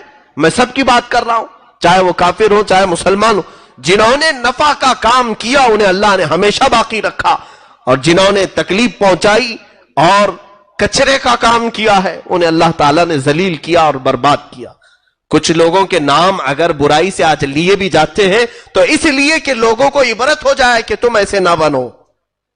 عزیزان گرامی وقار، سرکار غریب نواز رضی اللہ تعالیٰ عنہ کی شان کریمانہ اور ایسی کہ بابا فرید الدین گنج شکر فرماتے ہیں میں نے تقریباً 20 سال غریب نواز کو دیکھا، ایک بار بھی آپ کو غصہ آتے ہوئے نہیں دیکھا، کبھی غصے میں کسی کو بات کرتے نہیں دیکھا۔ جب کبھی کوئی آتا، حتیٰ کہ آپ کی مجلس میں ایک مرتبہ ایک آدمی قتل کرنے کی ارادے سے چھری اندر لے کر کے آیا ہے، زہر میں اچھی طرح سے بجھا کر کے، اور محفل میں بیٹھے اور لوگ اٹھتے گئے، اسے اچھا موقع تھا۔ سرکار غریب نواز نے اپنا چہرہ اٹھایا اور اس کی طرف دیکھ کر کہا، میاں جس کام کے لیے آئے وہ کام پورا کر لو، آپ جس کام کے لیے آئے وہ پورا کر لو۔ اس کے ہاتھ پیر کانپنے لگے۔ یہ کشف تھا سرکار غریب نواز کا جو دل کی حالت کو جان لیا۔ کہا اٹھو، جس کام کے لیے تم آئے وہ پورا کر لو۔ اٹھا تو چھری گر گئی، کانپنے لگا، اور حضرت غریب نواز نے اٹھایا اور چھری دیا اور کہا میں تمہارے ساتھ سخت لہجے میں بات نہیں کر سکتا، کہیں تمہارا دل ٹوٹ نہ جائے۔ اور یہی وہ محبت کے جملے تھے جو اس کا دل پگھلا گئے، اور ایسا مرید ہوا کہ زندگی بھر غریب نواز کے ساتھ رہا، اور آپ نے اسے حج بھی بھیجا، اور حج کے دوران اس کا انتقال ہوا، مکہ مکرمہ میں اس کے دفن بھی ہوا۔ جس نے قتل کی ارادہ کیا، یعنی سچ بتاؤ کہ غریب نواز کی سیرت سننے کے بعد میرے آقا کی یاد آتی ہے نہیں؟ رسول کریم صلی اللہ علیہ وسلم، بچپن کا حال ہے، بچپن میں چھوٹے سی عمر میں سرکار غریب نواز رضی اللہ تعالیٰ عنہ کے والدین بہت اچھے خوشحال گھرانے میں تھے۔ جب آپ عیدگاہ جا رہے تھے تو ایک بچے کو دیکھا جو پھٹے پرانے کپڑوں میں رو رہا تھا عیدگاہ میں۔ غریب نواز رضی اللہ تعالیٰ عنہ نے اس کا ہاتھ پکڑا اور پھر کیا بات کی، کہا کہ دیکھو آج عید ہے، ایسا کرتے ہیں آدھا آدھا کر لیتے ہیں، آدھے میرے کپڑے تم لے لو، آدھے تمہارے کپڑے مجھے دے دو۔ اپنے آدھے کپڑے اسے دے دیے، جبہ اسے دیا، نیچے کی تہبند یا جو بھی رہی وہ آپ نے عمدہ قسم کی پہنی، اور پھٹا ہوا اس کا کپڑا اپنے زیب تن کر لیا اور اپنا اس کو دیا، اور کہا یوں مت سمجھنا کہ میں سب دے دیا، آدھا تیرا آدھا میرا، دونوں ہم برابر برابر ہیں۔ یہ بچپنے کے حالت میں غریب نواز، اسی لیے غریب نوازی جو ہے آپ کی پیدائشی تھی۔ اور یہاں پر حال یہ تھا، سرکار غریب نواز رضی اللہ تعالیٰ عنہ کے دربار عالی جاہ میں جب کبھی کوئی ضرورت مند آیا تو کبھی آپ نے اسے نہ نہیں کہا۔ آپ کے لنگر خانے میں پکانے والا جو باورچی ہے وہ بھی اللہ کے ولی تھے. وہ کہتے ہیں جب جب لنگر خانے میں مال کی ضرورت ہوتی میں آتا حضور غریب نواز کے پاس پیسہ مانگنے کے لیے. آپ مسلح اٹھاتے اور کہتے کہ جو ضرورت ہو لے لو. کبھی غریب نواز نہ مسلح کے نیچے دیکھتے تھے اور نہ کبھی میرے ہاتھ کی طرف کہ کتنا لیا ہے. میں ان کے مسلح کے نیچے سے جتنا مال ملتا تھا سب لیتا اور ضرورت کے بھر میں لنگر خانے میں چیزیں لاتا. پوری زندگی گزری, کبھی نہ لنگر خانے میں مجھے کوئی چیز لانے میں کمی نہیں ہوئی, اور کبھی سرکار غریب نواز نے مجھ سے سوال نہیں کیا, مجھ سے حساب بھی نہیں لیا. وہ عطائیں تھی آپ کی, اس طرح کی عطائیں. جمال تو ایسا, اللہ اکبر, عطا کرنے پر آئیں تو ایسے عطا کریں کہ سرکار غریب نواز رضی اللہ تعالیٰ عنہ کے مزار اقدس کے باہر حضرت علامہ ارشد القادری رحمۃ اللہ علیہ نے واقعہ نقل فرمایا ہے, اور بڑا دل کو ہلا دینے والا واقعہ ہے. فرماتے ہیں کہ آپ کے دربار کے سامنے بھی ایک ولی تھے. اولیاء میں دو کیٹیگریاں ہیں, کچھ اولیاء جمالی ہوتے ہیں, کچھ جلالی ہوتے ہیں. کچھ کی مزاج میں شدت ہے, کچھ کی مزاج میں نرمی ہے. حضرت غریب نواز رضی اللہ تعالیٰ عنہ کے دروازے کے باہر آج بھی ایک مزار تھا.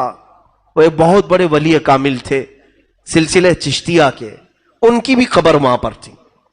ان کی بھی قبر, ظاہر سی بات ہے ہر کوئی اپنے پیر کے آس پاس دفن ہونے کو پسند کرتا ہے. وہ ولی بھی وہیں دفن تھے.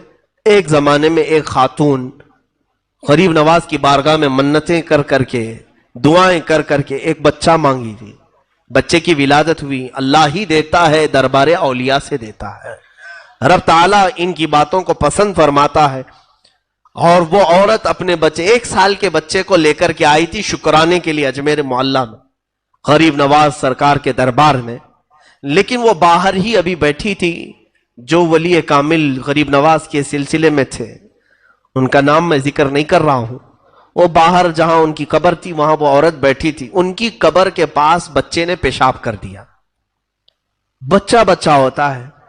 اب جب پیشاب قبر پر بہنے لگا تو اچانک قبر سے ایک ایسا اچھال آیا کہ بچہ ہوا میں اڑا, نیچے گرا اور سر پھٹ گیا.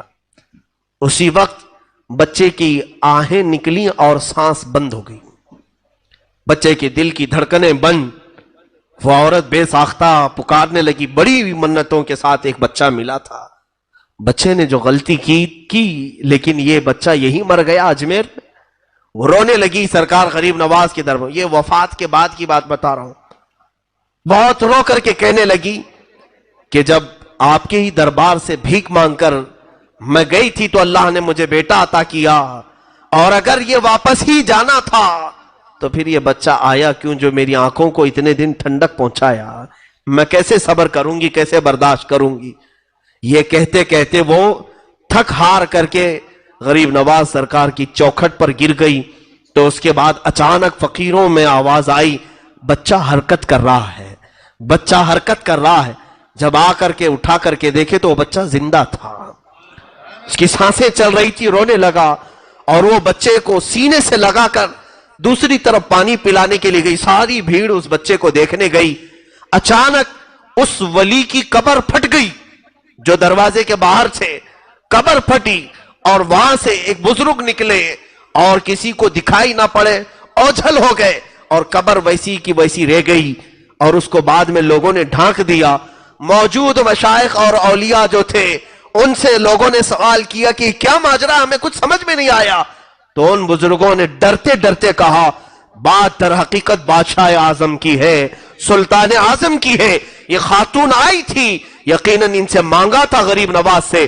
سلطان کی عطا تھی, غریب نواز کی عطا تھی. جو بچہ دیا وہ شکرانے کے لیے آئی, لیکن اس کے بچے نے پیشاب کر کے ان کے دربار میں رہنے والے ایک ولی کی قبر کی بے حرمتی کر دی. تو اس ولی کو برداشت نہ ہوا, جلال میں انہوں نے قبر سے ہاتھ اٹھایا تو بچہ اچھل کر کے گرا اور مرا.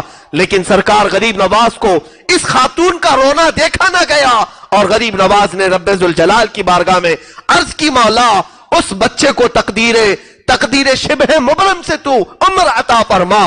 رب تعالیٰ نے پھر سے اسے سانسیں جاری فرمائی, اور جب بچہ زندہ ہوا غریب نواز نے اس اپنے سلسلے کے بزرگ سے مخاطب ہو کر کے فرمایا، اے میرے مرید، میرے سلسلے میں تو بیعت ہے، یقیناً تو بہت سالوں سے میرے پاس سو رہا ہے، لیکن یاد رکھ میرے پاس آنے والے ہر طرح کے لوگ آئیں گے، باادب بھی آئیں گے، بے ادب بھی آئیں گے، کسی کی بے ادبی تم سے دیکھی نہیں جاتی، اس لیے میرے دربار سے اٹھو اور بہت دور جا کے سو جاؤ۔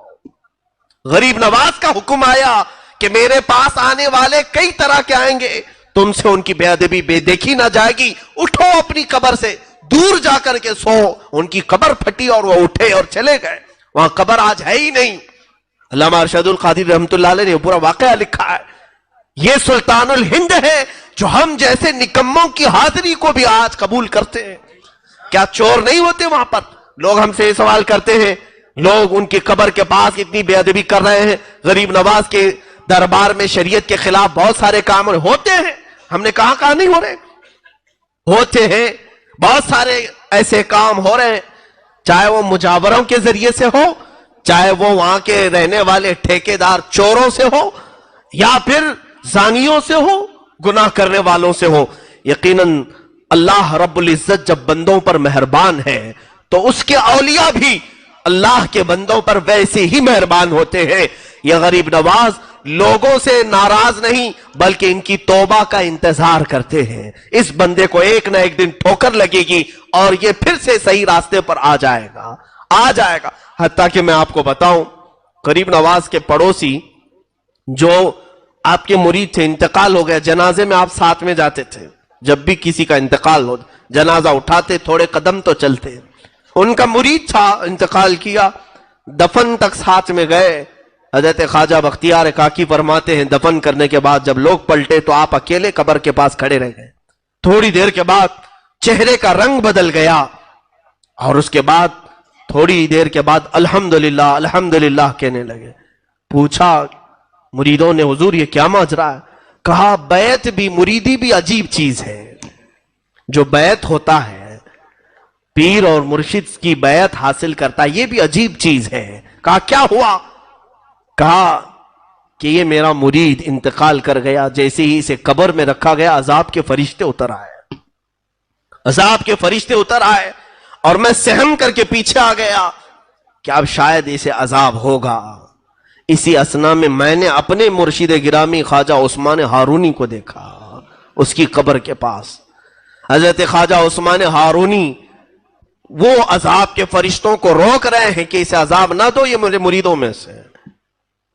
کہتے ہیں وہ فرشتے کہنے لگے تھا تو آپ کے مریدوں میں سے، لیکن آپ کے طریقے پر نہیں تھا، آپ کے راستے پر نہیں چل رہا تھا۔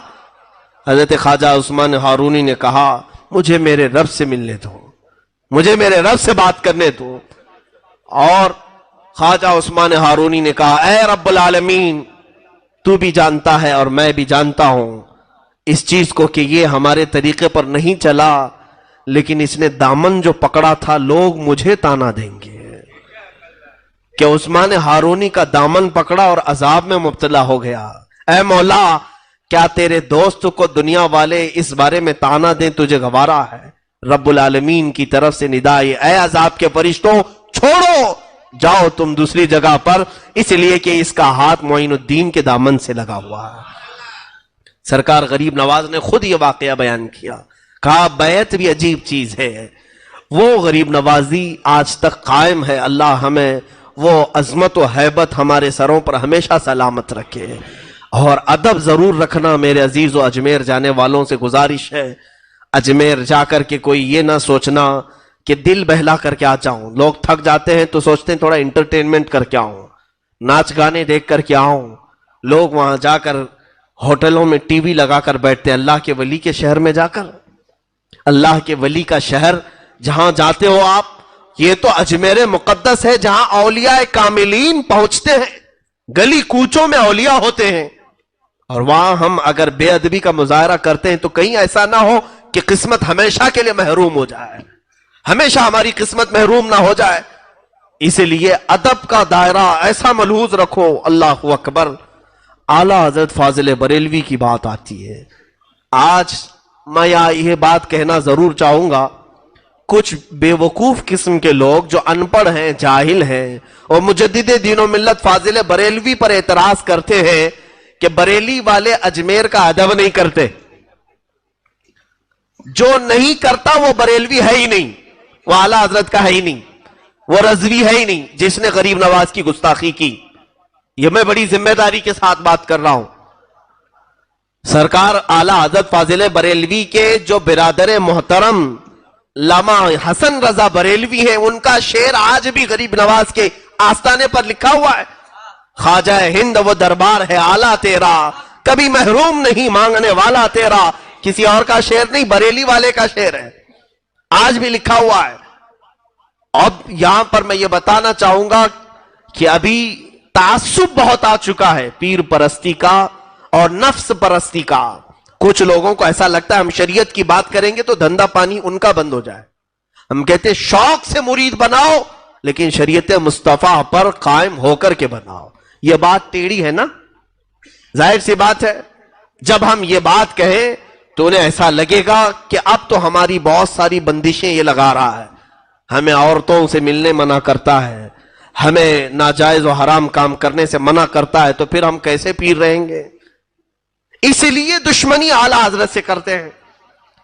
سرکار اعلیٰ حضرت رضی اللہ تعالیٰ عنہ کے دربار معلیٰ اجمیر معلیٰ میں حاضری کے آداب میں اجمیر کے مقدس زمین پر موجود مشائخ سے ہی بیان کرتا ہوں. آج بھی وہاں موجود ہیں بہت سارے اچھے لوگ جو خاندان در خاندان روایتوں کو نقل کرتے ہوئے آ رہے ہیں.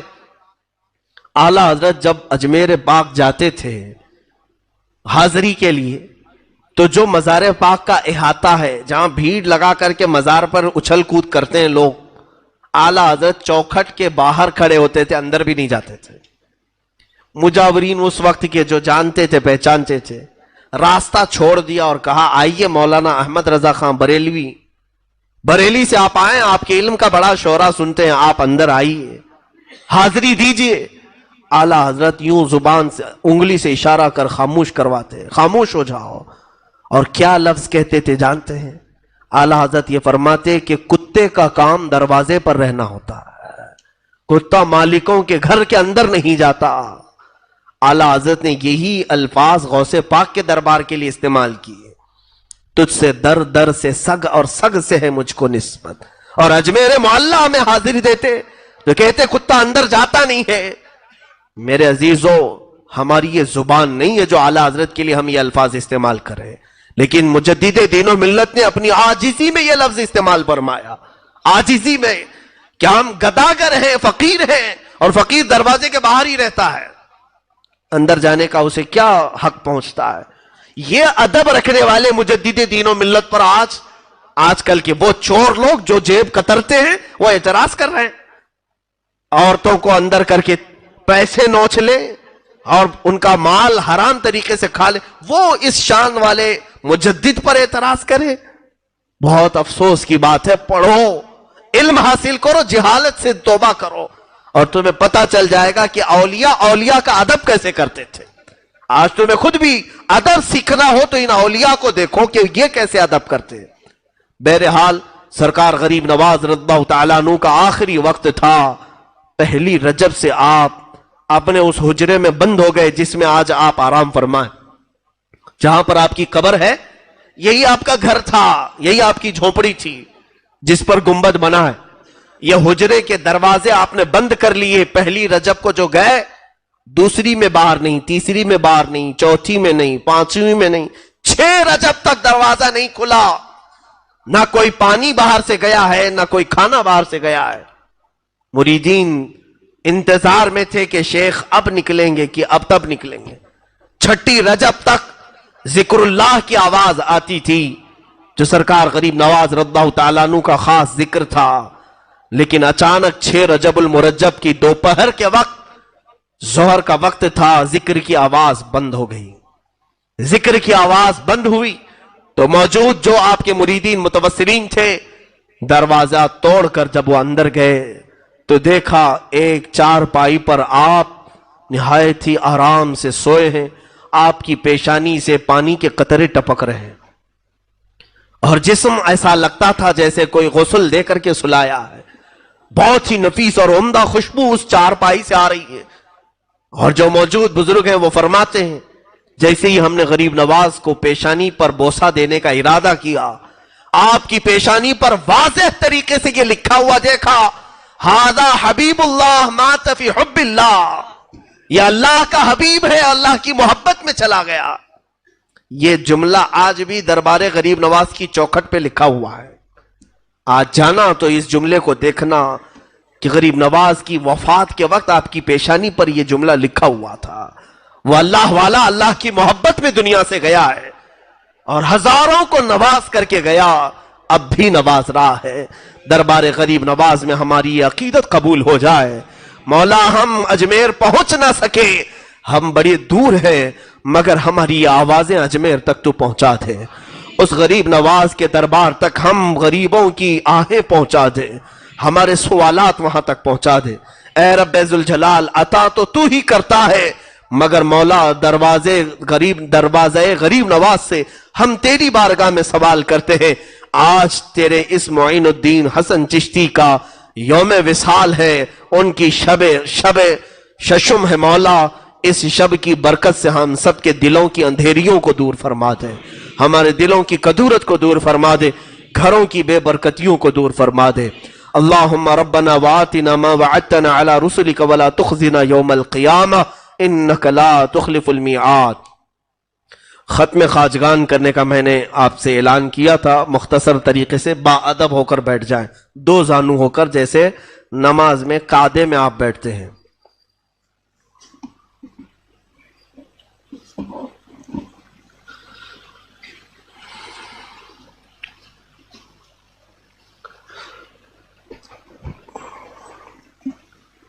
اعوذ باللہ من الشیطان الرجیم، بسم اللہ الرحمن الرحیم۔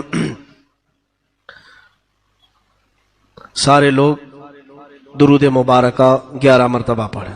اللہم صلی علی سیدنا محمد وآلہ واصحابہ وبارک وسلم، اللہم صلی علی سیدنا محمد وآلہ واصحابہ وبارک وسلم، اللہم صلی علی سیدنا محمد وآلہ واصحابہ وبارک وسلم، اللہم صلی علی سیدنا محمد وآلہ واصحابہ وبارک وسلم، اللہم صلی علی سیدنا محمد وآلہ واصحابہ وبارک وسلم، اللہم صلی علی سیدنا مولانا محمد وآلہ واصحابہ وبارک وسلم، اللہم صلی علی سیدنا محمد وآلہ واصحابہ وبارک وسلم، اللہم صلی علی سیدنا محمد وآلہ واصحابہ وبارک وسلم، اللہم صلی علی سیدنا محمد وآلہ واصحابہ وبارک وسلم۔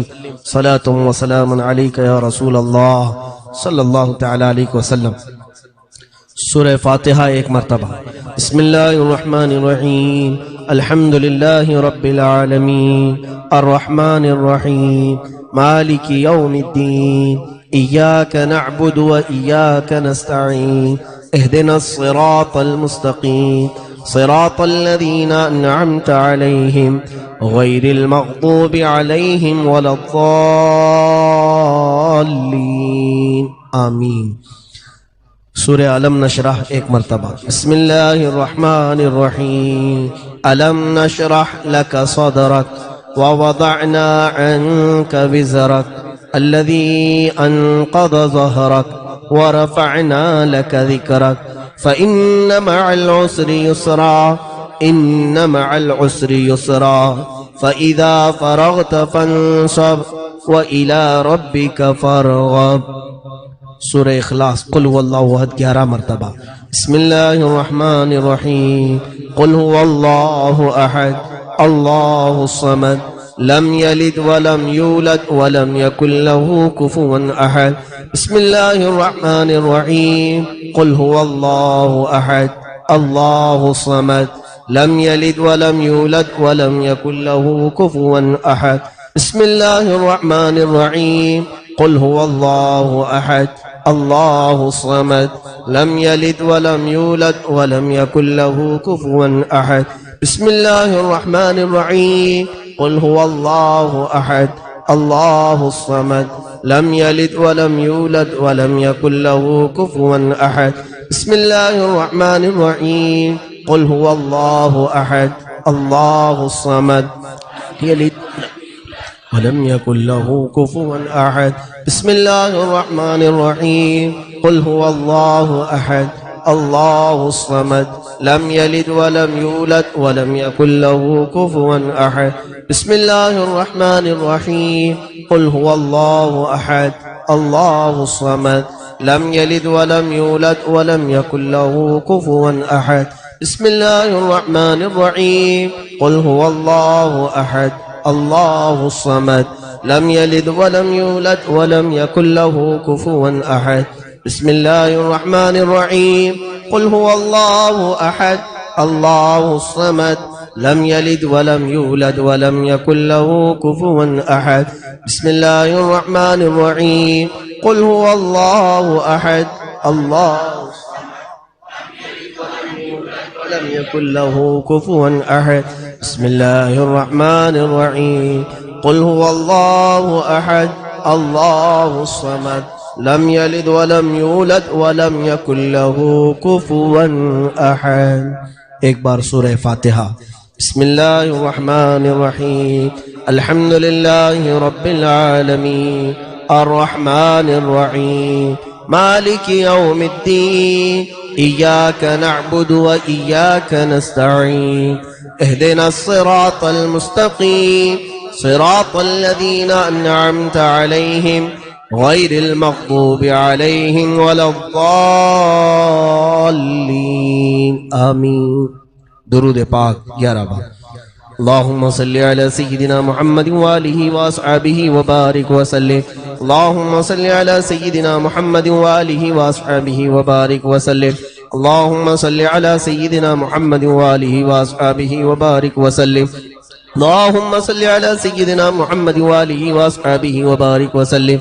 اللهم صل على سيدنا محمد وآله وأصحابه وبارك وسلم.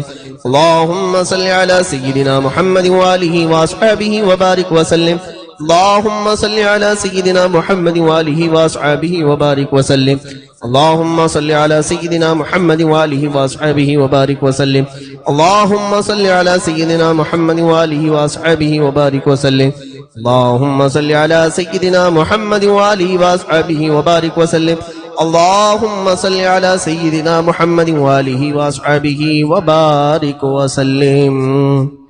ختم خواجگان کبیر جس میں رب العالمین کی بارگاہ میں ہم کئی اس کے اسماء حسنہ سے مدد کی طلب کریں گے. آپ تمامی حضرات نہایت ہی ادب و احترام کے ساتھ تصور میں یہ لائیں کہ آپ کے سامنے سرکار غریب نواز رضی اللہ تعالیٰ عنہ ہیں اور ان کے وسیلے سے آپ مولا کی بارگاہ میں اپنی جملہ پریشانیاں اپنی تمام مصیبتیں دور ہونے کی دعا کر رہے ہیں اور رب العالمین کے دربار میں آپ پکار رہے ہیں. وہ بادام ہوں تو تقسیم کر دیں.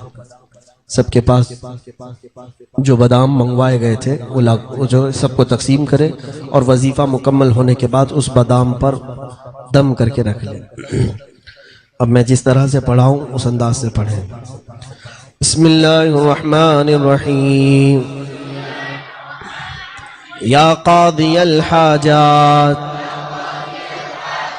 یا قاضی الحاجات یا قاضی الحاجات یا قاضی الحاجات یا قاضی الحاجات یا قاضی الحاجات یا قاضی الحاجات یا قاضی الحاجات یا قاضی الحاجات یا قاضی الحاجات یا قاضی الحاجات یا رافع الدرجات یا رافع الدرجات یا رافع الدرجات یا رافع الدرجات یا رافع الدرجات یا رافع الدرجات یا رافع الدرجات یا رافع الدرجات یا رافع الدرجات یا رافع الدرجات یا رافع الدرجات یا دافع البلیات یا دافع البلیات یا دافع البلیات یا دافع البلیات یا دافع البلیات یا دافع البلیات یا دافع البلیات یا دافع البلیات یا دافع البلیات یا دافع البلیات یا دافع البلیات یا ولی الحسنات یا ولی الحسنات یا ولی الحسنات یا ولی الحسنات یا ولی الحسنات یا ولی الحسنات یا ولی الحسنات یا ولی الحسنات یا ولی الحسنات یا ولی الحسنات یا ولی الحسنات یا کافی المہمات یا کافی المہمات یا کافی المہمات یا کافی المہمات یا کافی المہمات یا کافی المہمات یا کافی المہمات یا کافی المہمات یا کافی المہمات یا کافی المہمات یا کافی المہمات یا مسبب الاسباب یا مسبب الاسباب یا مسبب الاسباب یا مسبب الاسباب یا مسبب الاسباب یا مسبب الاسباب یا مسبب الاسباب یا مسبب الاسباب یا مسبب الاسباب یا مسبب الاسباب یا مسبب الاسباب یا شافی الامراض یا شافی الامراض یا شافی الامراض یا شافی الامراض یا شافی الامراض یا شافی الامراض یا شافی الامراض یا شافی الامراض یا شافی الامراض یا شافی الامراض یا شافی الامراض یا حل المشکلات یا حل المشکلات یا حل المشکلات یا حل المشکلات یا حل المشکلات یا حل المشکلات یا حل المشکلات یا حل المشکلات یا حل المشکلات یا حل المشکلات یا حل المشکلات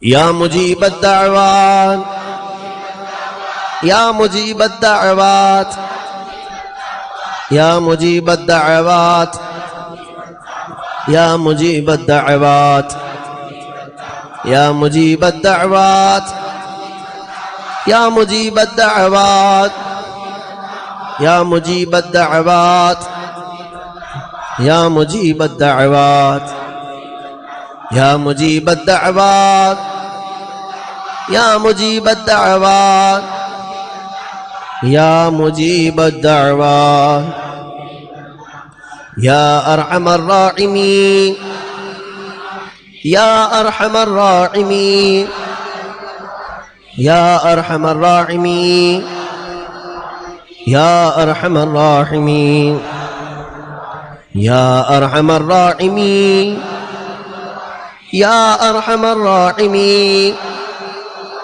يا أرحم الراحمين يا أرحم الراحمين يا أرحم الراحمين يا أرحم الراحمين يا أرحم الراحمين يا آمين الخير يا آمين الخير يا آمين الخير يا آمين الخير يا آمين الخير يا آمين الخير يا آمين الخير يا آمين الخير يا آمين الخير يا آمين الخير يا آمين الخير بگرداب بلا افتادہ کشتی ضعیفان شکستارا تو پشتی بحق خواجہ عثمان ہارونی مدد کن یا معین الدین چشتی مدد کن یا معین الدین چشتی مدد کن یا معین الدین چشتی مدد کن یا معین الدین چشتی مدد کن یا معین الدین چشتی مدد کن یا معین الدین چشتی مدد کن یا معین الدین چشتی مدد کن یا معین الدین چشتی مدد کن یا معین الدین چشتی مدد کن یا معین الدین چشتی بحق خواجہ عثمان ہارونی مدد کن یا معین الدین چشتی خواجہ ہند وہ دربار ہے اعلیٰ تیرا کبھی محروم نہیں مانگنے والا تیرا خواجہ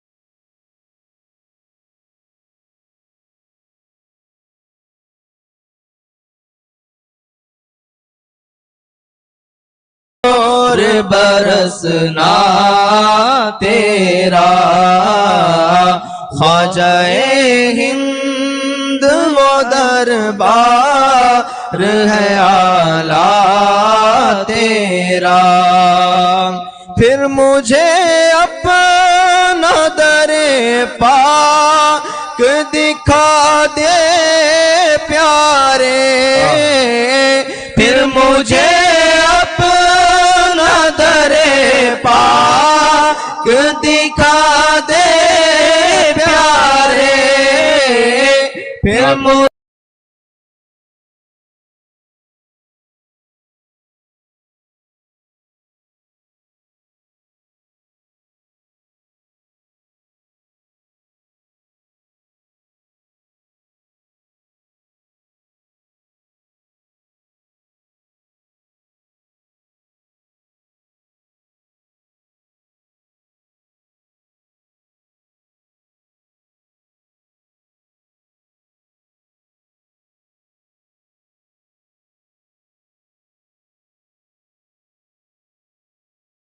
ہے اعلیٰ تیرا محی الدین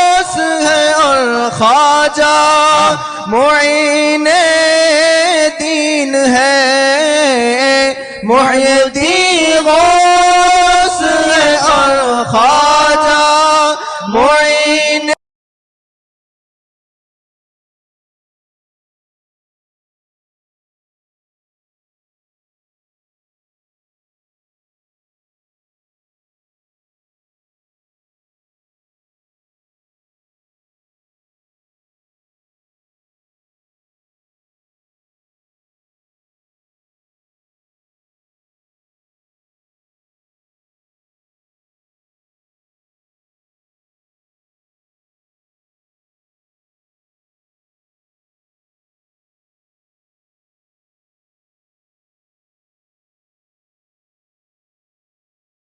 مانگنے والا إلى أشرف تیرا النبي الأكرم محمد المصطفى صلى الله عليه وسلم وآله وأصحابه وأولياء ملته وجميع المسلمين والمسلمات الكرام الفاتحة.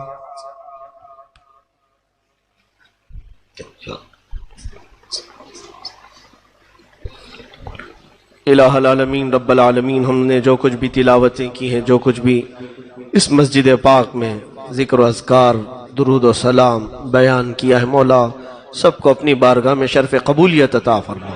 جو کچھ اس میں غلطیاں، کوتاہیاں، کمیوں، بیشیاں ہوئی ہیں، اپنے فضل و کرم سے معاف فرما. اے رب کریم، آج کی اس شب پاک میں ہم نے جو کچھ بھی پڑھا ہے، اس کا ثواب تیرے حبیب اکرم احمد مجتبی محمد مصطفیٰ صلی اللہ تعالیٰ علیہ وسلم کے دربار عالی جاہ میں نظر کرتے ہیں، مولا قبول فرما. تیرے رسول کریم صلی اللہ علیہ وسلم کے صدقہ و توسل تمام انبیاء کرام علیہم السلام، خلفائے راشدین، صحابہ کرام، صحابیات، ازواج مطہرات، بنات طیبات، شہداء کرام، صالحین، ائمہ مجتہدین، جملہ اولیاء کرام، تمام مومنین، مومنات، مسلمین، مسلمات کی روحوں کو نظر کیا قبول فرما. خصوصاً بالخصوص سلطان الہند، معین الہند، عطا رسول، غریب نواز سرکار معین الدین حسن چشتی قدس اللہ سرہ الشریف رضی اللہ تعالیٰ عنہ وارضاہ عنا، اجمیری کی بارگاہ میں نظر ہے، مولا قبول فرما. اے رب کریم، تیرے اس حبیب و محبوب ولی پاک کے وسیلے سے ہم سب کی حاجتیں پوری فرما دے، ہماری مصیبتوں کو دور فرما دے.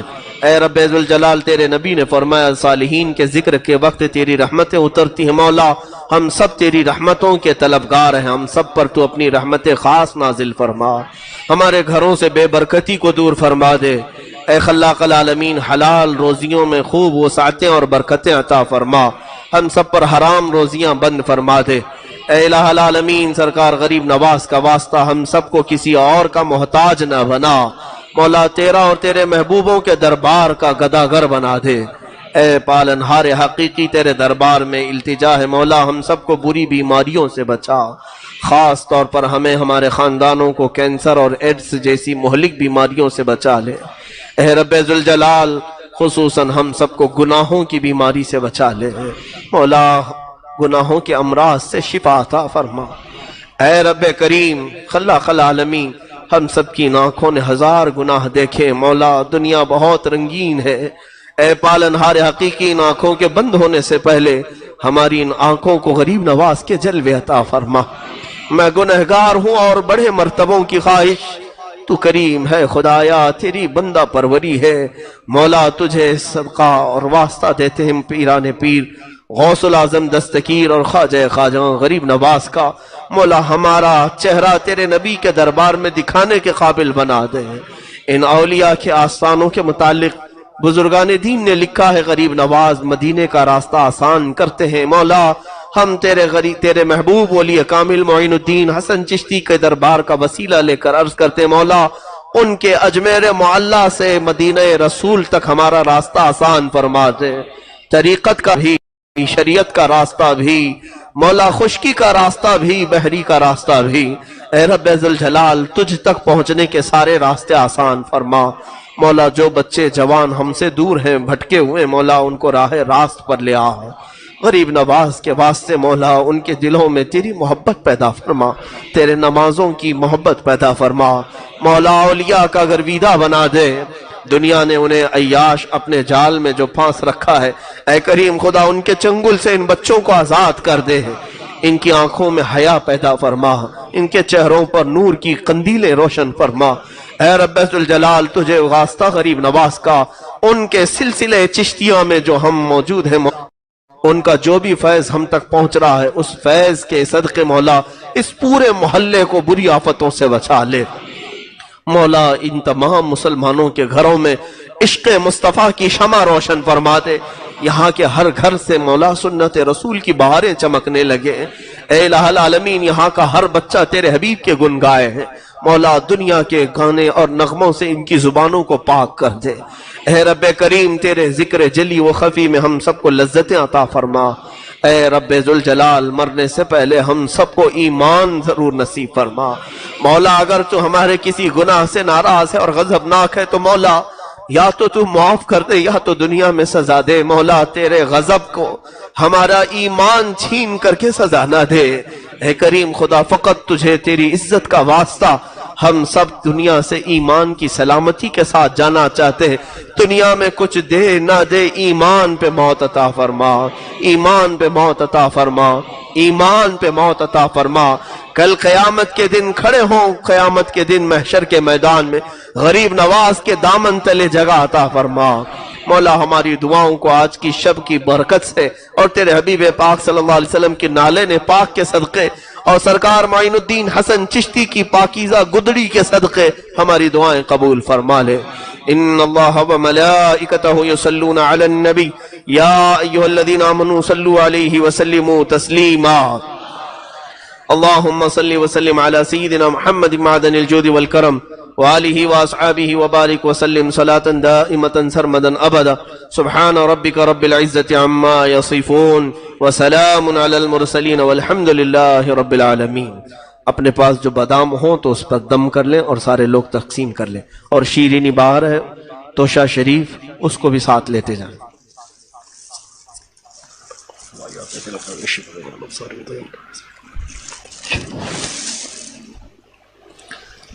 سلام کے لیے کھڑے ہو جائیں۔ یا نبی سلام علیکم دو شعر۔ کیا کہوں آقا میں کیا ہوں، بندے غوث الورا ہوں، خواجہ کے درگاہ گدا ہوں، خادم احمد رضا ہوں۔ یا نبی سلام علیکہ، یا رسول سلام علیکہ، یا حبیب سلام علیکہ، صلوات اللہ مصطفیٰ خیر الورا ہو، سرور ہر دو سرا ہو، کیوں رضا مشکل سے ڈریے، جب نبی مشکل کشا ہو۔ یا نبی سلام علیکہ، یا رسول سلام علیکہ، یا حبیب سلام علیکہ۔